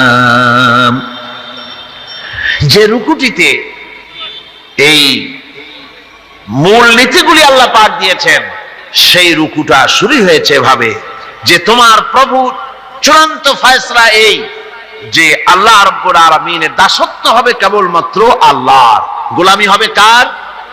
জোরে সরে বলতে হবে, গোলামি হবে কার? আল্লাহ ছাড়া আর কারো গোলামি করা যাবে না। নতুন স্টেট তৈরি করতে যাচ্ছ, প্রথম নীতি হবে, প্রথম মূলনীতি হবে স্টেটের, প্রথম থেকে নিয়ে শেষ পর্যন্ত, রাষ্ট্রপ্রধান থেকে নিয়ে প্রজা পর্যন্ত, জীবনের সকল ক্ষেত্রে সমস্ত মানুষের জন্য এটাই হলো মূলনীতি যে আল্লাহ ছাড়া কাউকে প্রভু বলে মানা যাবে না, আল্লাহ ছাড়া কারো গোলামি করা যাবে না। আর আল্লাহর পরেই মা বাপ মাতা পিতা এহসান করবে, এটা হচ্ছে আল্লাহর নির্দেশ, আল্লাহর ফয়সালা। তো প্রথম পয়েন্ট যেটা, সেটা হচ্ছে ইবাদত। প্রথম পয়েন্ট কি? ইবাদত। মূলত এই ইবাদতের জন্যই আল্লাহ পাক মানুষকে সৃষ্টি করেছেন। কোরআনে কারীমে আল্লাহ বলেছেন মা খালাকতুল জিন্না ওয়াল ইনসা ইল্লা লিয়াবুদুন। আল্লাহ বলেন আমি মানব আর জিন জাতিকে সৃষ্টি করেছি শুধু আমার ইবাদতের জন্য, আর কোনো কারণে নয়। আর পৃথিবীতে যত নবী আমি পাঠিয়েছি, সমস্ত নবীরা তার কওমকে দাওয়াত দিয়েছেন ইয়া কওমি ইবুদুল্লাহা মা লাকুম মিন ইলাহিন গায়রু। আল্লাহ রাব্বুল আলামিন বলেন দুনিয়ায় যত নবী পাঠানো হলো, সমস্ত নবীরা তার জাতিকে ডেকে বলেছেন হে আমার জাতি, হে আমার কওম, এক আল্লাহর গোলামি করো, তিনি ছাড়া তোমাদের কোনো ইলাহ নাই। এই দাওয়াত সব নবীরা দিয়েছেন। আল্লাহ পাক বলেন এমন কোন জাতি নাই, এমন কোন উম্মত নাই যাদের কাছে নবী আমি পাঠাই নাই। ওয়ালাকাদ বাসনা ফি কুল্লি উম্মাতির রাসূলা أن اعبدوا الله واجتنبوا الطاغوت। আমি প্রত্যেক জাতির জন্য রাসূল প্রেরণ করেছি, আমি প্রত্যেক জাতির জন্য নবী প্রেরণ করেছি। তাদের দাওয়াত ছিল আনি ইবুদুল্লাহ ওয়াজতানিবুত তাগুত, এক আল্লাহর গোলামি করো, এক আল্লাহর দাসত্ব করো, আর তাগুতকে বর্জন করো। তাগুত হচ্ছে সেই শক্তি যে শক্তি শুধু নিজেই আল্লাহর আইন অমান্য করে বসে থাকে না, বরং অন্যদেরকেও আল্লাহর আইন অমান্য করতে বাধ্য করে। যেমন মনিবের গোলামি করে তার চাকর, চাকর মনিবের আনুগত্য করে, এটাকে আরবিতে বলা হয় ইবাদত। সরকারের আনুগত্য করে জনগণ, এটা আরবিতে এই আনুগত্যটা কি ইবাদত বলা হয়। এভাবে গোটা পৃথিবীর যা কিছু আমরা দেখি আর দেখি না, সব কিছু আনুগত্য করে আল্লাহ রাব্বুল আলামিনের। কার আনুগত্য করে? চন্দ্র, সূর্য, গ্রহ, নক্ষত্র, সৌররাজি, ভূমণ্ডল, নবমণ্ডল সব গোলামি করে আল্লাহ। সুতরাং এই গোলামিকে আমরা, এটাকে ইবাদত বলা হয়। সবাই আল্লাহর আনুগত্য করছে, আল্লাহর ইবাদত করছে। সমস্ত মানুষ মনকে নরম করে বিশাল আকাশের মালিক, আমাদের হায়াতের মালিক, আমাদের মওতের মালিক, আমাদের সুখ দুঃখের মালিক, আমাদের মনিব, আমাদের রব, সর্বস্রষ্টা, সর্বশ্রেষ্ঠ মালিক মহান আল্লাহ রাব্বুল আলামিনের সামনে মাথা নিচু করে একান্ত গোলামের মতো, ভিক্ষুকের মতো, কাঙ্গালের মতো জীবনের সব দুঃখ দুর্দশা আল্লাহর কাছে বলবো। আমরা আমাদের গুনার কথা বলবো, আল্লাহর কাছে মাপ চাইবো। আল্লাহুম্মা আমিন।